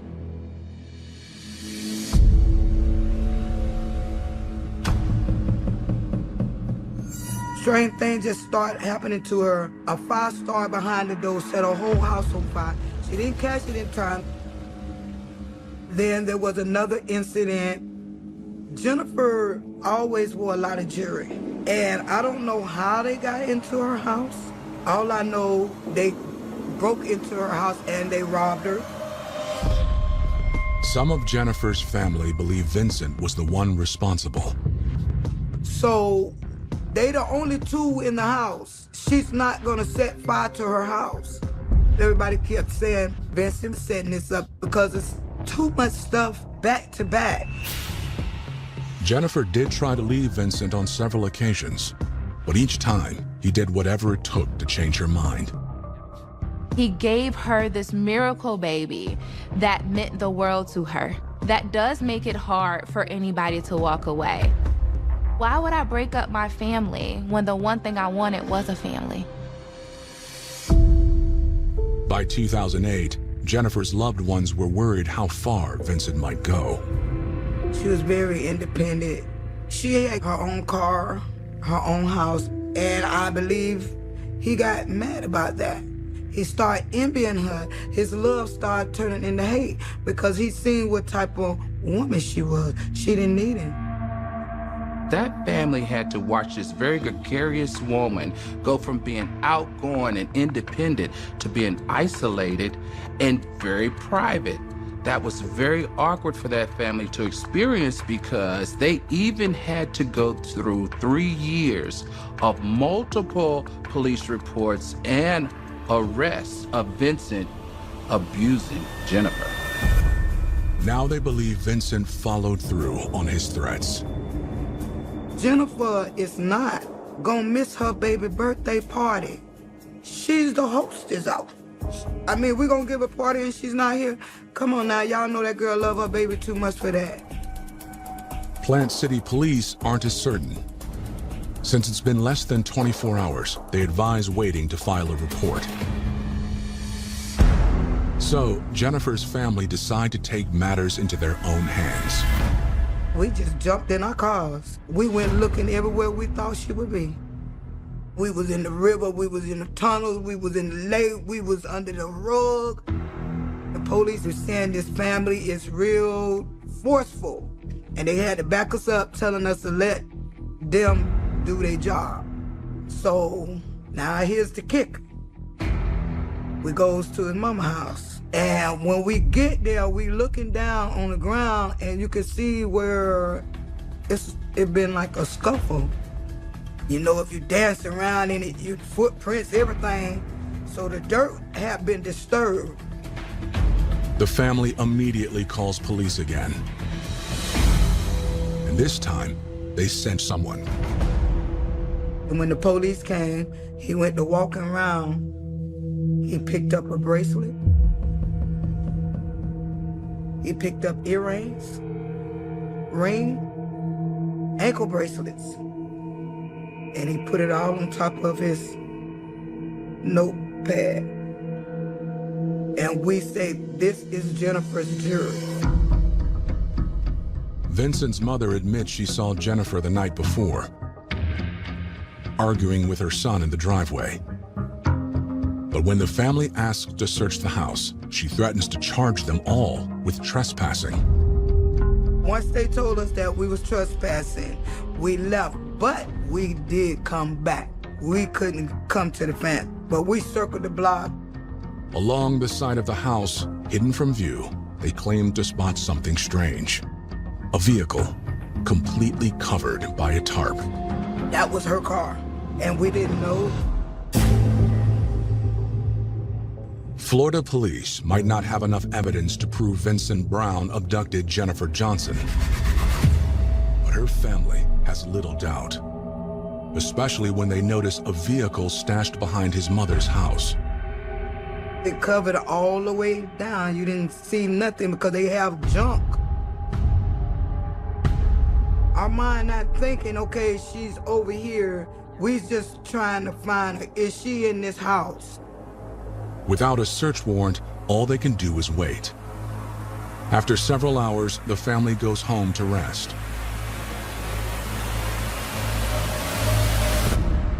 But when they return bright and early the next morning, something is missing. When we go back, one of my nieces say, man, we should have checked that tarp, but it's gone. The tarp on the ground now, but the vehicle is gone. The number one suspect was Vincent. We saw that they got in an argument, and he was the last person seen with her. On Sunday, November 17th, 2 days after Jennifer's disappearance, Vincent surprises everyone by turning himself in on an unrelated crime. He know we was looking for him, because he was going to be missing too. But his family made him turn himself in on a drug charge. So when they find her, they can't say he did it because he was in jail. No, baby, we were smarter than that. Vincent refuses to say anything about Jennifer. But later that day, her car is found abandoned in a nearby neighborhood. When a forensics team searches it for evidence, they find one of Jennifer's earrings in the trunk. The family redoubles their efforts to find her, holding out hope that she might still be alive. We have been looking all that Monday. It was like turning dark. We got a call and it was somebody say they found her. The call comes from 30 miles away in Lakeland, Florida, from homicide detective Jeff Birdwell. Around 6 o'clock, 10 till 6, I got a phone call that a female had been found in an abandoned house. The time between me getting the call and the time that our group actually entered the house had been about 4 hours. So it's dark. Immediately I start looking for any obvious signs as to what may have happened. It looked like there were tire impressions in the side yard. The gate, the wooden privacy gate, was left open. I noticed that what looked to me like possible drag marks in the grass. As we go into the door, there was a mattress propped up. There were some furniture along the wall. It's somewhat of a disarray. and lying on one of the mattresses is the body of a dead woman. She appeared to have a plastic bag over her head. She had her blouse pushed up, exposing a black bra, and she was nude from the bra down. When you see something like that, it forms an opinion that it's not just suspicious circumstances, but it's also going to be a homicide. It was apparent, based on experience, that she likely died of asphyxiation. There was some markings around her neck that looked like finger or fingernail marks, which would have been associated with the plastic bag being put on. If she was conscious and struggling, she might have clawed at her own neck. It doesn't take long to make an identification. Our PIO was on scene, and speaking with the media, his name was Jack Gillen. Jack walked over to me and said, "Jeff, they're wanting to know if it's possible that this could be the missing lady in Tampa." I contacted the Tampa Police Department and spoke to Detective Houston, who was the lead of the missing persons report. I asked him to get me a description and to find out any tattoos that the family knew of. They discovered, because of the tattoo Jennifer had on her arm of her daughter, that it was actually Jennifer Johnson who was dead in the house. As soon as Jennifer's family gets the news, they immediately drive to Lakeland. We all loaded up and we got there. Everybody's crying. They didn't let us actually see her when they brought her out because they had her covered. And we was all there. When the coroner came and got her body, it was that morning, and I went outside and I looked up to the sky and tears was running down my face, and I just asked God, why? Why? Based on the tire tracks and drag marks, detectives are fairly certain Jennifer was killed somewhere else. They hope an autopsy will reveal further clues. To a layperson, an autopsy may be unsightly or unnerving, but the human body, once it's deceased, continues to communicate. It continues to tell you what happened to it. However, before the medical examiner even gets started, he finds a crucial piece of evidence. All her remaining clothing is removed, which revealed the cell phone that was hidden in her bra. The autopsy of 31-year-old Jennifer Johnson is a crucial step toward catching her killer. But for her family, it's heartbreaking. She had dry tears coming down her eyes. And I just took the sheets and I just took them off of her because I wanted to see, what did you do to my niece? Why did you do this to her? She did not deserve this. I noticed he had broke her wrist. He had broke her speech box. That's why nobody heard no scream. She was tortured. And like the coroner said, she was seeing everything that was did to her. She died slow. The plastic bag used to suffocate Jennifer is from the store where she purchased supplies for her daughter's birthday. You put the bag over her face, then you put another garbage bag over her face, and pulled until you broke her neck. Worse still, there's evidence the killer sexually assaulted Jennifer after she was dead. That's why I know he was an evil person, because how dare you have sex with someone's dead that's not responding back to you? How can you do that? It hurts. It hurts this day. It hurts when I talk about it. It hurts because it sent me in a dark place. When investigators search Jennifer's phone, they discover she tried to call 911 twice in the hours leading up to her death. The first time It wasn't successful. The second time, it went into the emergency department at the Plant City Police Department, and she told them that she was in the trunk of a car. Jennifer's voice is hard to make out over the loud music, but one section of the call is clear, and it raises more questions than it answers. I'm in the trunk. Where are you? I don't know. They got us losing lives, so I can't talk. Until now, the evidence seems to point to only one killer, Vincent Brown. But Jennifer said they. Did he have help? Or is it possible he might be innocent? In all law enforcement, but never more than from an investigator's standpoint, you approach everything like a parachute. It works better when it's open. So we're open-minded. We don't try to formulate the cause and the effect before we know the external circumstances. The only things investigators know for sure is that Jennifer went to a Tampa club that night and called 911 from the trunk of her car hours later. That was the last of any communication from her. So an assumption would be that the final attack on her probably occurred at that time. From there, she was taken down I-4, back eastbound towards Lakeland.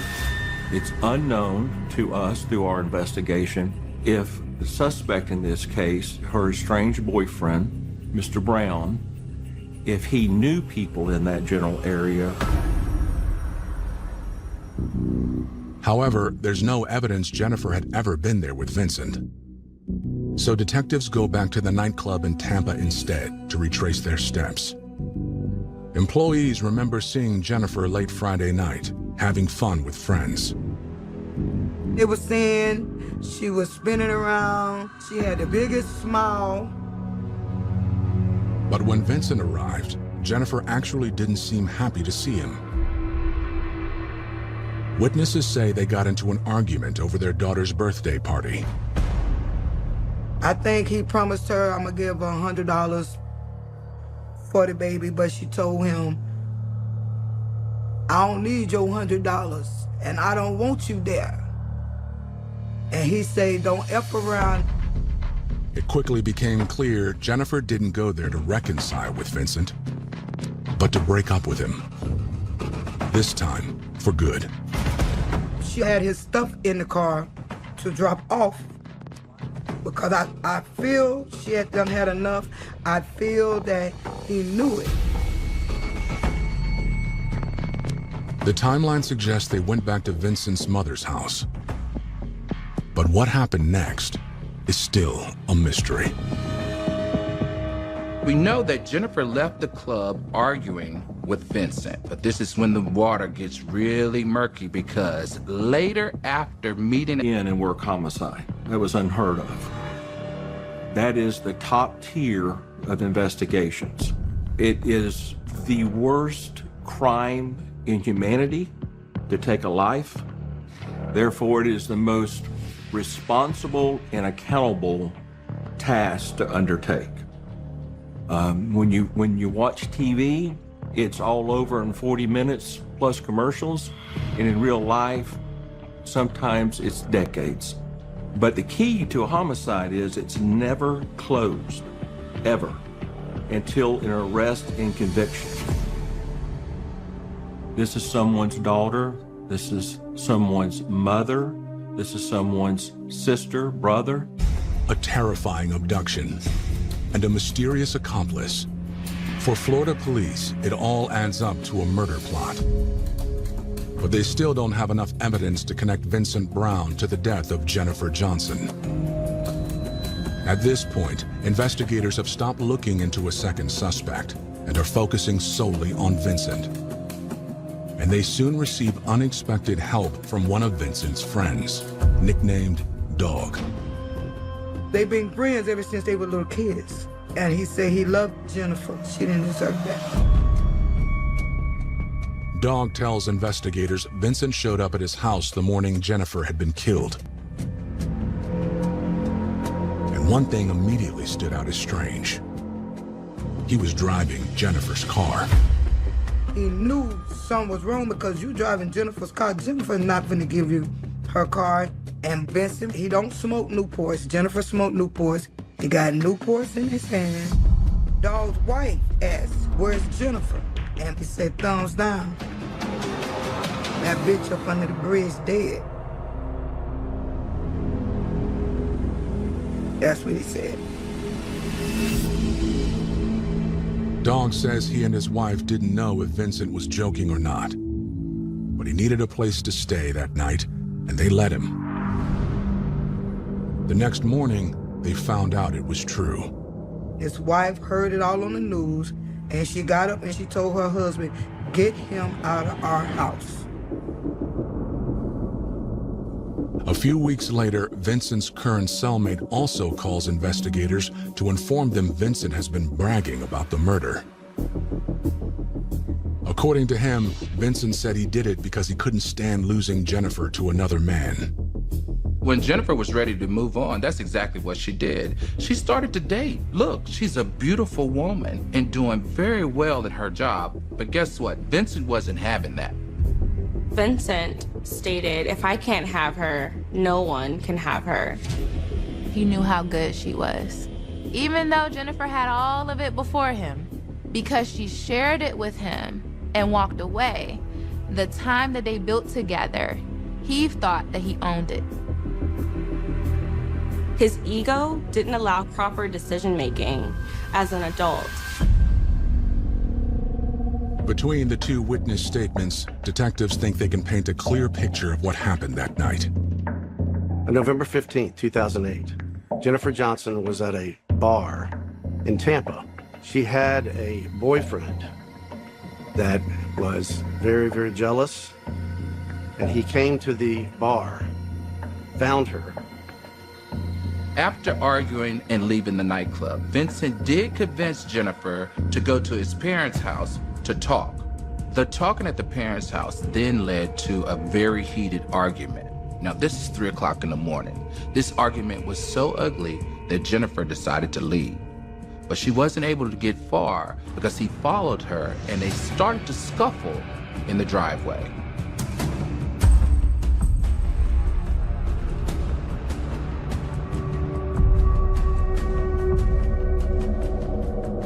He put her into the trunk of her own car and drove away.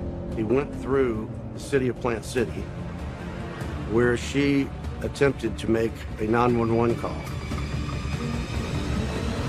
He then drove her to an abandoned house in Lakeland, Florida.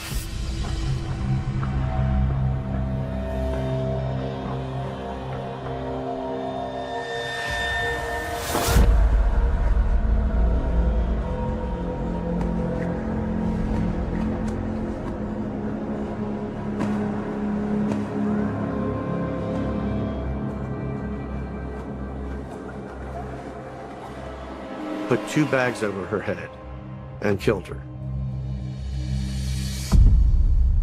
Investigators now believe they have enough to press charges against Vincent. In January 2009, he's indicted on counts of kidnapping and first-degree murder. Everybody took him for granted. Nobody thought he had that in him. And he's an evil person. He don't never ever need to get on this side of the earth again because he's gonna do it to someone else. Markel had been shot multiple times. The doctors wasn't working to repair, they was working to save his life. They had to amputate one of his legs, and a day or two later they had to amputate the other one.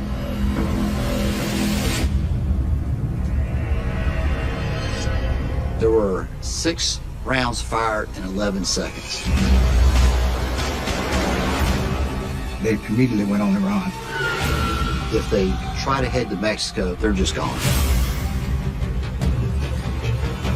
Not only has she moved on, he has embraced his children as his own. Apparently, whenever they saw each other, it was a fight. For every action, there's a reaction. This time it ended in gunfire.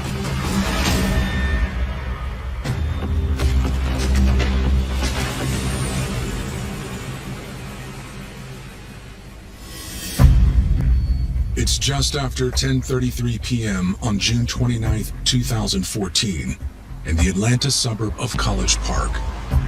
Atlanta's a mix. It's a little bit of everything. It's fun, it's hot, it's fast, culturally mixed and diverse. Atlanta is a lot of fun, but it's also a little scary. You don't know what you're going to encounter here. College Park is on the borders of Atlanta and East Point. Basically, you have two parts of College Park. You have the historic section, which is over by downtown, and then you have the other section. The crime there is really kind of heavy. On June 29, 2014, police received a lot of phone calls on 911 reference to a shooting that had just occurred at a Texaco there in College Park. The shooting occurred at 11 p.m. on a Sunday evening during the summer, while a lot of people are out and partying in Atlanta. Callers are saying that the victim has been shot multiple times, but he's still breathing. So at this point, time is of the essence. Officers with the College Park Police Department rushed to the location along with an ambulance. A citizen was still helping the victim who was on the ground, putting pressure on the wound. He stayed doing that until rescue arrived. Paramedics take over and begin first aid. Uniformed patrol confirmed that it was a shooting, and at that point they called for the criminal investigation division, and we went out. We reported this to the parking lot. Of course, with any scene like that, it was chaotic. The EMS was already on the scene, working on the victim. We saw that the victim was an African-American male, and he was shot in the torso. There was a lot of blood. It started getting pretty hectic with onlookers and everyone just coming to see what happened. Police were trying to determine who was a witness and who could give them any information. The gas station owner, he recognized the victim as a customer of his, 30-year-old Markel Dalco. Markel, also known as Q, clings to life, but barely. Emergency rescue personnel got him stabilized. They get him loaded in the ambulance, and that's when they head to the emergency room at the hospital. Several of the onlookers also recognize the victim. They alert Markel's family. My phone rings. It's his friend. And she said, Mr. Dalco, I gotta talk to you. Are you sitting down? Sitting down? What's wrong? She said, it's Q. I was like, what about Q? She said, I need you to sit down. I said, go ahead, man, I'm good. I said, what is it? She said, Q got shot. I said, well, is he okay? He's conscious, but he's not okay.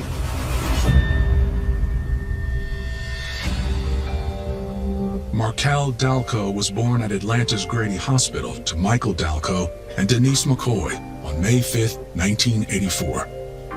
And I had a beautiful baby boy. I looked at him and I saw love. Markel's parents were young and not prepared to raise a baby. So the job fell to his paternal grandmother, a pastor at an Atlanta church.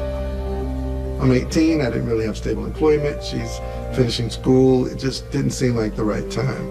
And that's when my mother stepped in. She actually said, if you have him, I'll raise him. And she did. Markel, Dad and I did have a good relationship, but we was young, and so things didn't work out. Early in life, Markel showed he had a natural talent that ran in his family. Markel came from a very musical background. His mother was a singer, his dad was a singer-songwriter, and by the age of 4, Markel was playing the drums like an expert. Markel was the church drummer. And I don't mean some little guy sitting up there where you go, oh, isn't he cute? No, I mean, if you look away, you forget. There's a little child on the drum set. He was amazing. He traveled a lot with his grandparents. They were in this gospel group, and they would take him on the road. So he would get up on the stage while they perform, and he would be in the back performing with them. He struggled in school, but not because he was academically challenged. He was bored. because Markel is a musician. We had to stop regular school for him, and my mother started homeschooling him. He went homeschool throughout high school, and then he went straight into music, rapping and producing and all of that. College Park is a great place for up-and-coming artists. There's a lot of studios and a great place to network. And if you're an up-and-coming artist, it's where you want to be. A lot of rappers have come out of College Park, including Outkast, T.I., and 2 Chainz. Markel was really trying to break into the rap industry. He was buying studio sessions, he was writing, he was spending all his spare time just to make his dream happen. He could write raps just off the rip, and super talented in the studio. He walked in the studio and just everything made sense to him. He just had this knack for music, all things music. Now in his early 20s, Markel was focused on his career, but he couldn't resist the distraction when he met a beautiful young woman. Markel met Shanice Weaver, who is a single mother. She was beautiful, she was super charismatic, and they just hung out every single day after that. He really made it his duty to look after her and look out for the kids. They moved in together, and eventually Shanice became pregnant. I was excited, and they already knew that it was going to be a girl. We had so many boys in our family. 2 years after their first child was born, Markel and Shanice welcomed a second daughter. Markel was ecstatic to be a girl dad and could not wait to take on the role. But after several years together, the young parents hit a rough patch. Like any young couple, financial stress can happen. So things at times got heated, there were arguments. Markel and Shanice's relationship just became more and more toxic. Not only were they fighting verbally, they were fighting physically almost every single day. And eventually Shanice just left. Markel and Shanice decided that they needed to just work on themselves. They still had to co-parent. That was just something difficult that they had to work through.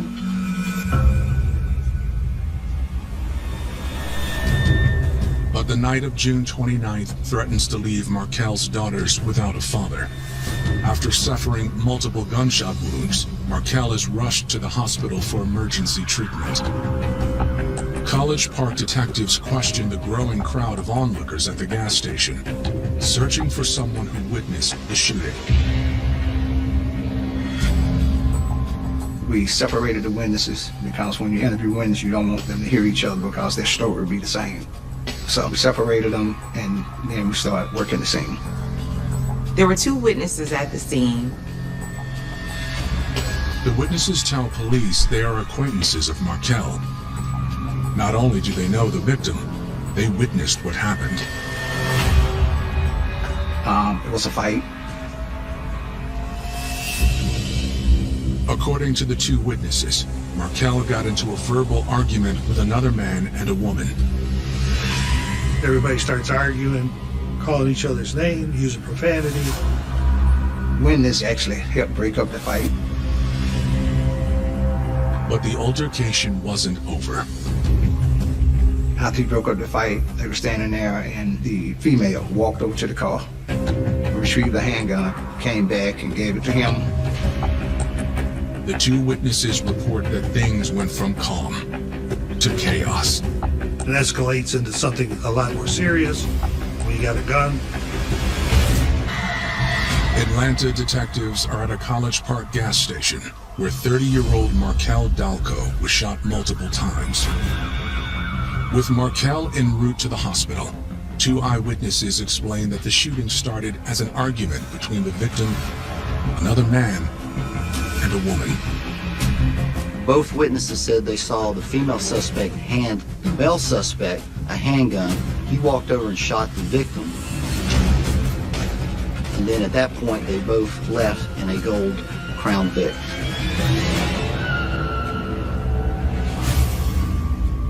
The witnesses are able to give another important detail. Witnesses told police that the victim actually had a relationship with the female suspect. She was the mother of his 2 children. They told police that her name was Shanice. As for the male suspect, the witnesses only know him as Shanice's man. They just knew his name was Jay, and that was the new boyfriend. They described Jay as over 6 feet tall with long dreadlocks. With 2 potential suspects, investigators continue the crime scene investigation. And police found that there were 6 bullet holes in the window of the gas station. And 2 of the bullets were lodged in the wall. Gas station employees pull footage from the store's surveillance system.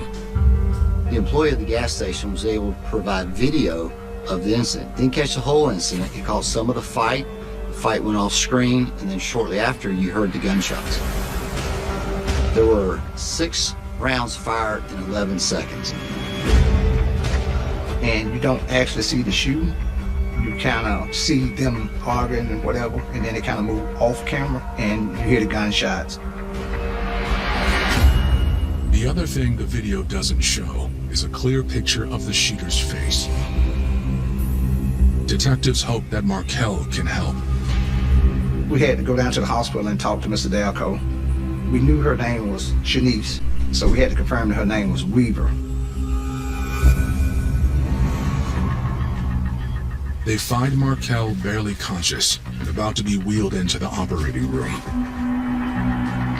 He gave us the information that the person involved in the shooting was his baby's mother, Miss Shanice Weaver. As for the shooter, Markel doesn't know his name either. Just knew his name was Jay, and that was the new boyfriend. And then he was rushed into surgery. The surgeons start working on him. In fact, he was in surgery for 9 hours that evening.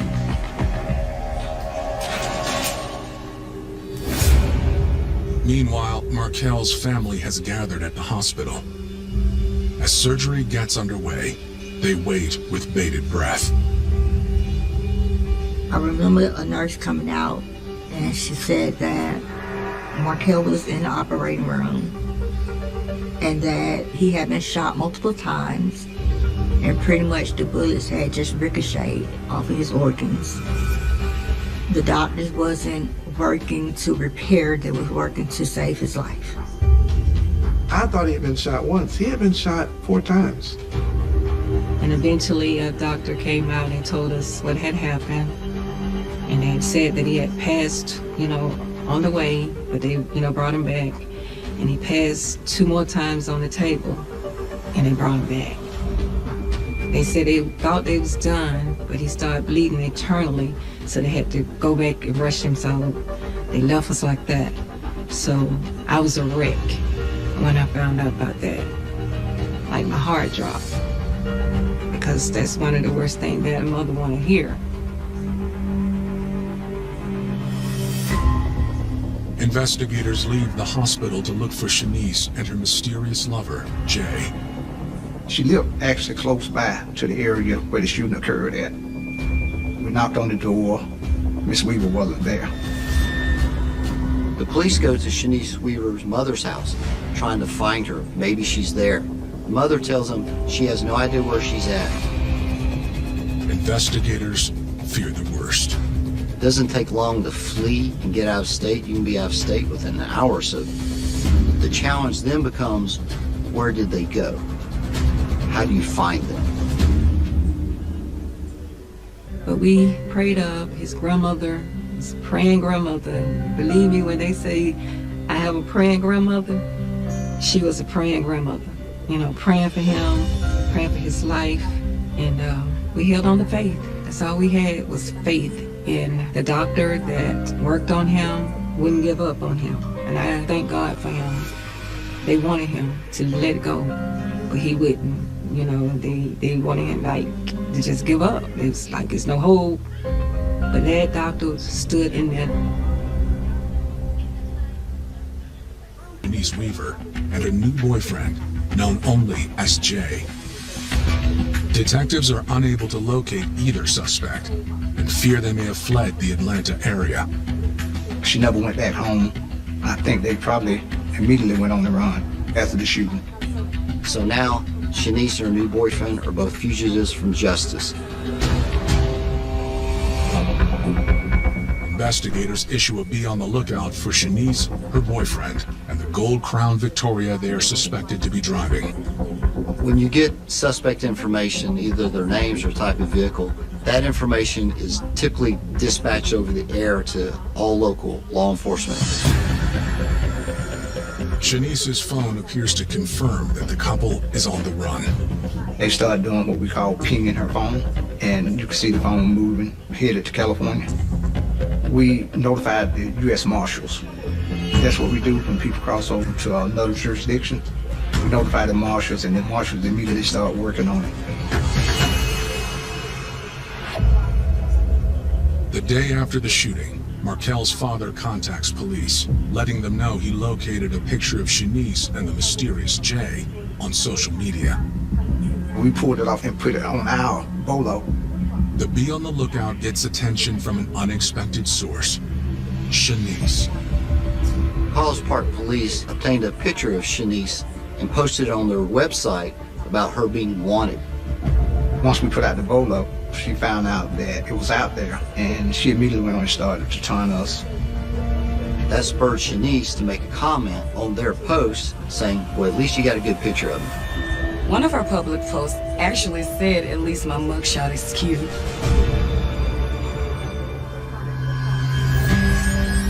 For the next week, Shanice and her lover remain on the run. Markel's family stays in touch with the police. While they don't know why Shanice and Jay would make an attempt on Markel's life, they acknowledge that he didn't have a great relationship with his ex. Markel and Shanice were known to have a very tumultuous relationship. It got volatile at times in public, and people knew just by their relationship that they were constantly fighting. The family also updates investigators on Markel's condition. It was touch and go for some days. I mean, he was in a coma. It was back and forth. One day it was good news, the next day it was bad news. 1 minute it's good news, the next minute it's bad news. So it's a roller coaster, an emotional roller coaster. A week after the shooting, Markel is still in a coma. Doctors tell his family they must make a decision that will both save Markel's life and change it forever. There was this one point in it where we thought we were losing him. The compressions weren't working. His feet are turning black because of no blood flow. One side was worse than the other. They talked about, they said we need to do an amputation because if we don't, that poison will get through his bloodstream and he'll die. First they was saying that they was gonna have to amputate one. And then it came back and said they had to amputate both. And so they asked us to make one of the hardest decisions that we had to make, because you're making a decision for somebody that don't have a voice for themselves.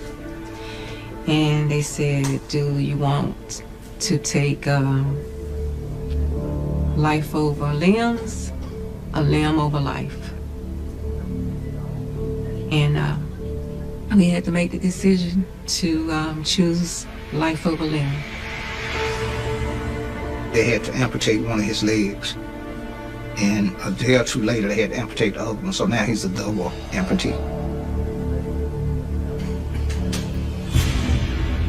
A local news station runs an update on Markel's story, asking the public's help in locating the two suspects and the gold crown Victoria they're believed to be driving. A day later, detectives get a call from an unlikely source, a member of Jay's family. Police found out that Shanice's new boyfriend was actually Jonathan Bankston. Jonathan's family reports to police that the 31-year-old has been checking in since hitting the road with Shanice. The The reason Johnson's family was helping the police find him, they were worried because of the seriousness of the crime that something may go bad, and they didn't want him to get hurt or shot by the police. His welfare was more important to them. They wanted him caught before something bad could happen. Jonathan's family doesn't know where the couple is, but they promise to let police know if they hear more. Investigators don't have to wait long for news on the couple. The longer Shanice goes without getting caught, the more she posts. After Shanice made her initial post, that kind of spurred her to start making other social media posts. She was posting her location, she was saying things to taunt the police, she was even going back and forth with the victim's uncle, taunting him. It was almost fun for them. There was an attitude of maybe even being above the law. It seemed like it was an adventure and a Bonnie and Clyde duo and Catch Me If You Can. After the near-fatal shooting of Markel Dalco, the mother of his 2 children, Shanice Weaver, and her new boyfriend, Jonathan Bankston, hit the road. To know that the people that did it was on the run, I want them to be found, and I want them to be brought to justice. Having eluded law enforcement for over a week, Shanice grows bolder by the day as she continues to post on social media. Usually when people go on the run, they are hiding, they're afraid, they don't want to be seen, they don't want to be noticed. You expect to disappear and fall off the radar completely, but what's interesting about these two is that wasn't the case.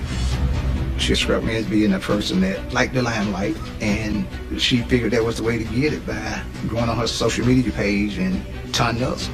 That was the first time that I had anybody to actually tell me and taunt me on social media to come get them. It might be a little frustrating, but what it also does, it motivates us. We're like, okay, you want to play this game? We're going to play this game with you. Unbeknownst to the couple, both Jonathan and Shanice's friends and family back in Atlanta begin working with police. A lot of times suspects will call back to the area where the crime happened just to see what's going on, to see if anybody has any information. Shanice started calling people from California. So it was actually some friends or relatives of hers that actually said, yeah, they're in California. Investigators fear the lovers may have their sights set on Mexico. If they try to head to Mexico, it's not too hard to get in, they're just gone. Once they cross that border, there's no telling when they get caught. On July 9th, 2014, 11 days after the shooting, one of Jonathan Bankston's family members calls police. The relative informs them that Jonathan just made plans to meet his aunt for a meal in Los Angeles. At that point, the U.S. Marshals zoomed in on their restaurant. Shanice and Jonathan thought distance mattered. They were 2,000 miles away from the scene of the crime. But in today's life, with the internet and communications, that distance doesn't mean a whole lot. Thinking they are about to break bread with Jonathan's aunt, instead, Shanice and Jonathan are met by members of the U.S. Marshals Fugitive Task Force. Just 11 days after they were on their run, police set up a sting operation, and they were able to catch Miss Weaver and Mr. Bankston. With her being arrested in California, we didn't actually fly anybody out there to interview her. We just waited for her to be extradited back to Atlanta. Once they were taken in custody by the U.S. Marshals and local law enforcement in California, after the court proceedings were done, the U.S. Marshals escorted Shanice and Jonathan back to Georgia. Jonathan and Shanice are charged with aggravated assault. When we learned that they had been caught, it was a relief because we went a week not knowing where they are. Are they still in town? Is he in danger? We didn't know. So to find out that they had been caught, that's one less thing we had to worry about. After the arrests, Atlanta investigators finally get the chance to sit down with the couple. The biggest question still looming over the investigation: is why. Shanice isn't saying. Amazingly, with her telling us when she got back to Georgia, she wasn't very talkative and she lawyered up. We went to attempt to interview her. She invoked her right to an attorney. And once she invokes her right to an attorney, we can't talk to her anymore unless she called us to talk. They have no better luck with Jonathan.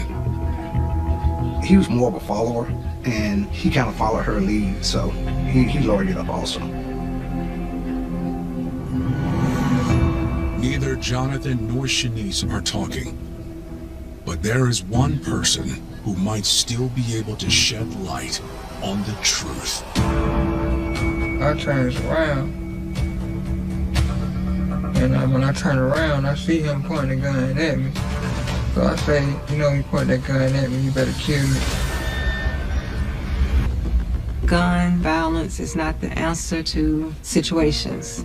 Try to think first before reacting. Life is too short to go through a lot of unnecessary drama. You know, you don't have to show up for every fight. You walk away. That doesn't make you a scary person or a punk or nothing like that. Walk away. I wish my son would have walked away. I wish that guy would have walked away. Because my son would still have everything that he lost. That guy would probably still have everything he lost. I don't know. But you don't have to show up to every fight. You don't have to prove nothing to nobody. Guns are not the answer. I would pray for any family that's going through this or have experienced this. I know the feeling. I know how you feel. But we can get through it with prayer. With Shanice Weaver and Jonathan Bankston lawyered up and behind bars, the one person left who can shed light on why Markel Dalco was shot is Markel himself.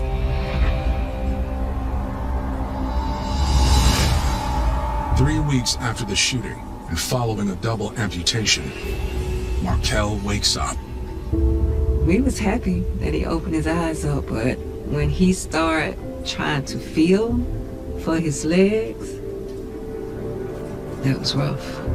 Like, I'm turning my head trying to keep from crying so he won't see the tears. And he's looking scared because he's trying to figure out what's going on, you know, where his legs at. So that was kind of like a bittersweet thing, because you're happy that he's awake and, you know, you're excited he's still here. But then the bitter part is he's realizing he's not whole anymore. When I first woke up, I was just actually happy to be alive. Because my whole life, I never feared death. I always felt like either you live or you die, you know what I mean? Live your life to the fullest in between. He just dealt with it so graciously, and I was devastated. I was devastated. Investigators visit him at the hospital. Markel explains that the tension between himself and Jonathan started when his kids began referring to Jonathan as their stepfather.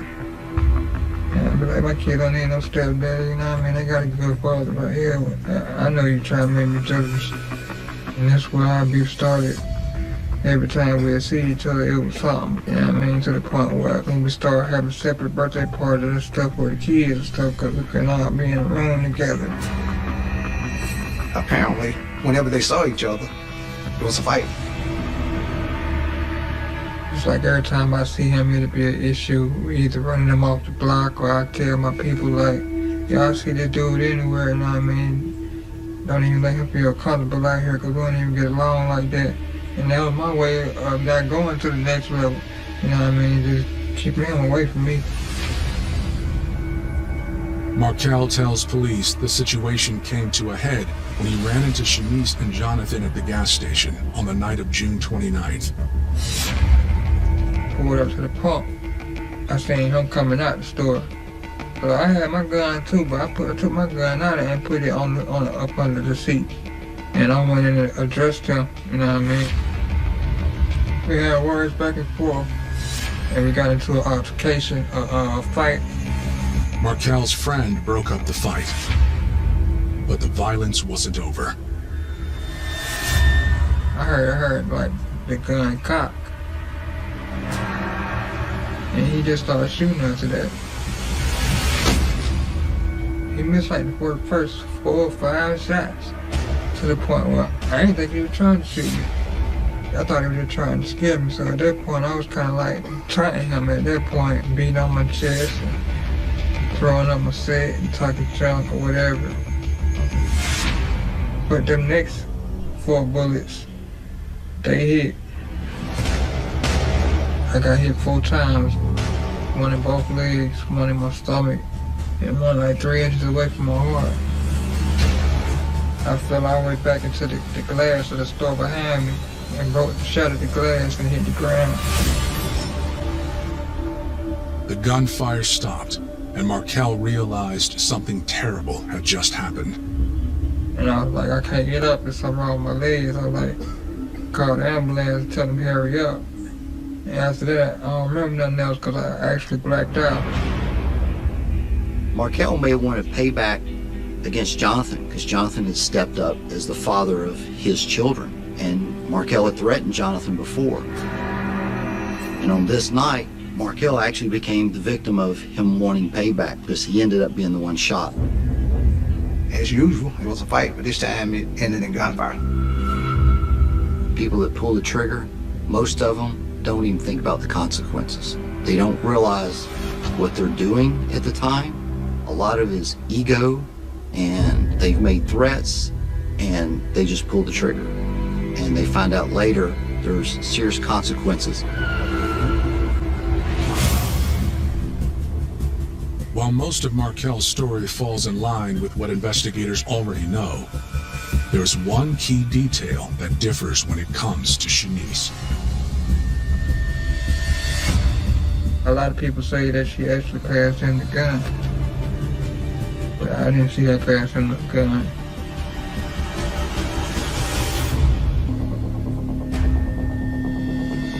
Following their arrests on July 10, 2014, Shanice Weaver and Jonathan Bankston faced charges in the shooting that almost claimed the life of Shanice's ex-boyfriend, Markel Delco. I remember speaking with the DA, and we talked about going for aggravated assault, and for each limb that my brother lost, that's a charge. He lost his legs, that's a charge. If he loses anything internally, that's a charge. That's about as serious as you can get. Fortunately, the victim in this case didn't die. Otherwise the charges would have been escalated to murder. Shanice and her defense attorney weigh her chances at trial. They were taunting the police like, you can't catch me, that kind of thing. They can use that all against you in a court of law when it comes time to hear your case. And so therefore, what does that do? That just makes everybody mad, and obviously that could be enhance your sentence, getting a few more years because you're acting that way. With a trial looming and her fate hanging in the balance, Shanice makes a decision. Her record was not anything significant. So as a result of that, I was able to negotiate with the district attorney's office to work out a plea. In turn, Shanice admits to playing a role in the shooting. She had 2 children at the time with the victim. She, of course, at this time had a new boyfriend. So you had these 3 people, they all gotten into an argument. It was just a 3-ring circus, really. As Markel also reported, Shanice claims she did not hand the gun to Jonathan. But that doesn't mean she is without blame for what happened next. She got mad and upset. She told her boyfriend, go to the car, get the gun. And he went to the car and did get the gun. He ended up coming back with the gun and then ultimately shooting the alleged victim several times.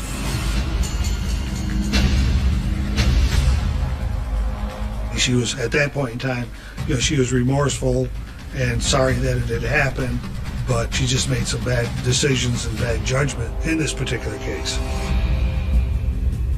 Shanice pleads guilty to aggravated assault, aggravated battery, and 1 count of possession of a firearm in the commission of a crime. At that time, there was a law in effect that if you had no prior felony convictions, you could enter a plea under the First Offender Act, and so that's what we were able to do in this particular case because she had no prior record. Shanice Weaver was sentenced to 2 years in prison and 20 years probation. Jonathan Bankston pleads guilty to 5 counts of aggravated assault and aggravated battery. He receives a much stiffer sentence, 20 years. Your boyfriend, who's the one that actually pulled the trigger, anytime you have a gun involved in aggravated assault, now you're looking at 20 years. So that's the reason why he got the sentence he got, is because they're going to really take that extra seriously when you got weapons involved. For Markel's family, the sentences bring little in the way of comfort. To be honest with you, and I'm speaking honestly, I felt bad for him. I felt bad for my son, because it was 2 lives destroyed. Like, to me, neither one of them have the life that they used to have. Like, what did any of this accomplish? Okay, so you got to shoot him. Okay, you got to take a bullet. You're tough. Okay, you're tough. Okay, now you're in a wheelchair. You're in prison. Your dad is without his son. We all lost. Markel lost. Shanice lost. My granddaughters lost. My son's mother lost. I lost. The shooter boy lost. His father lost. Their family lost. And I understand for every action, there's a reaction. There's consequences. And I think both of them are, looking back, there's probably different decisions that both of them probably would have made. Years after he was shot, Markel Dalco still deals with the consequences of that 11 seconds of gunfire every day. I was in the hospital for like about 8 to 10 months until they finally let me go home after I got shot. It was a lot. I went through, like, at that time, it was probably about 50 or 60 surgeries at that time. I'm up to about 80 now. Sometimes I feel like I would have rather died after, most of the stuff I had been through. And wondering, asking God, why am I here? You know what I mean? So, yeah. As it all turned out, maybe 3 months later, it seemed like it would have been better if he had died because of what he started going through. It was the worst thing that could ever happen to a person without dying. Death would have been like a relief. It was turmoil from that night till now. It has never ceased. It's not worth it. On both sides. On both sides. To the gentleman that shot him, to my son who got shot, both of them, both of their lives were devastated. Shanice completes her prison sentence in 2016, prompting an unlikely reconciliation between her and Markel. She was there, and she was explaining to me or whatever that she was afraid and kind of in shock, and when he drove off with her still in the car, she didn't know what to do after that, and she was kind of shocked because she didn't know if I lived through that or died. So we done talked about it, we got past it. Though I still love her to this day, she still loves me, we still there for each other, but it's better off for us to be just co-parent. We got a great co-parenting relationship. It's still love, it's always gonna be love. While Markel has found peace with Shanice, he warns the desire for revenge isn't always worth the cost. I don't regret what I did, because that's the type of person I was back then, and I feel like that's how I got my point across. It wasn't to the point where it should have been bullets flying at each other, if you ask me, but you never know what somebody else is thinking, so you can't never take that for granted, because the next man snap off like that and do anything, and in the next couple seconds, that's all it takes.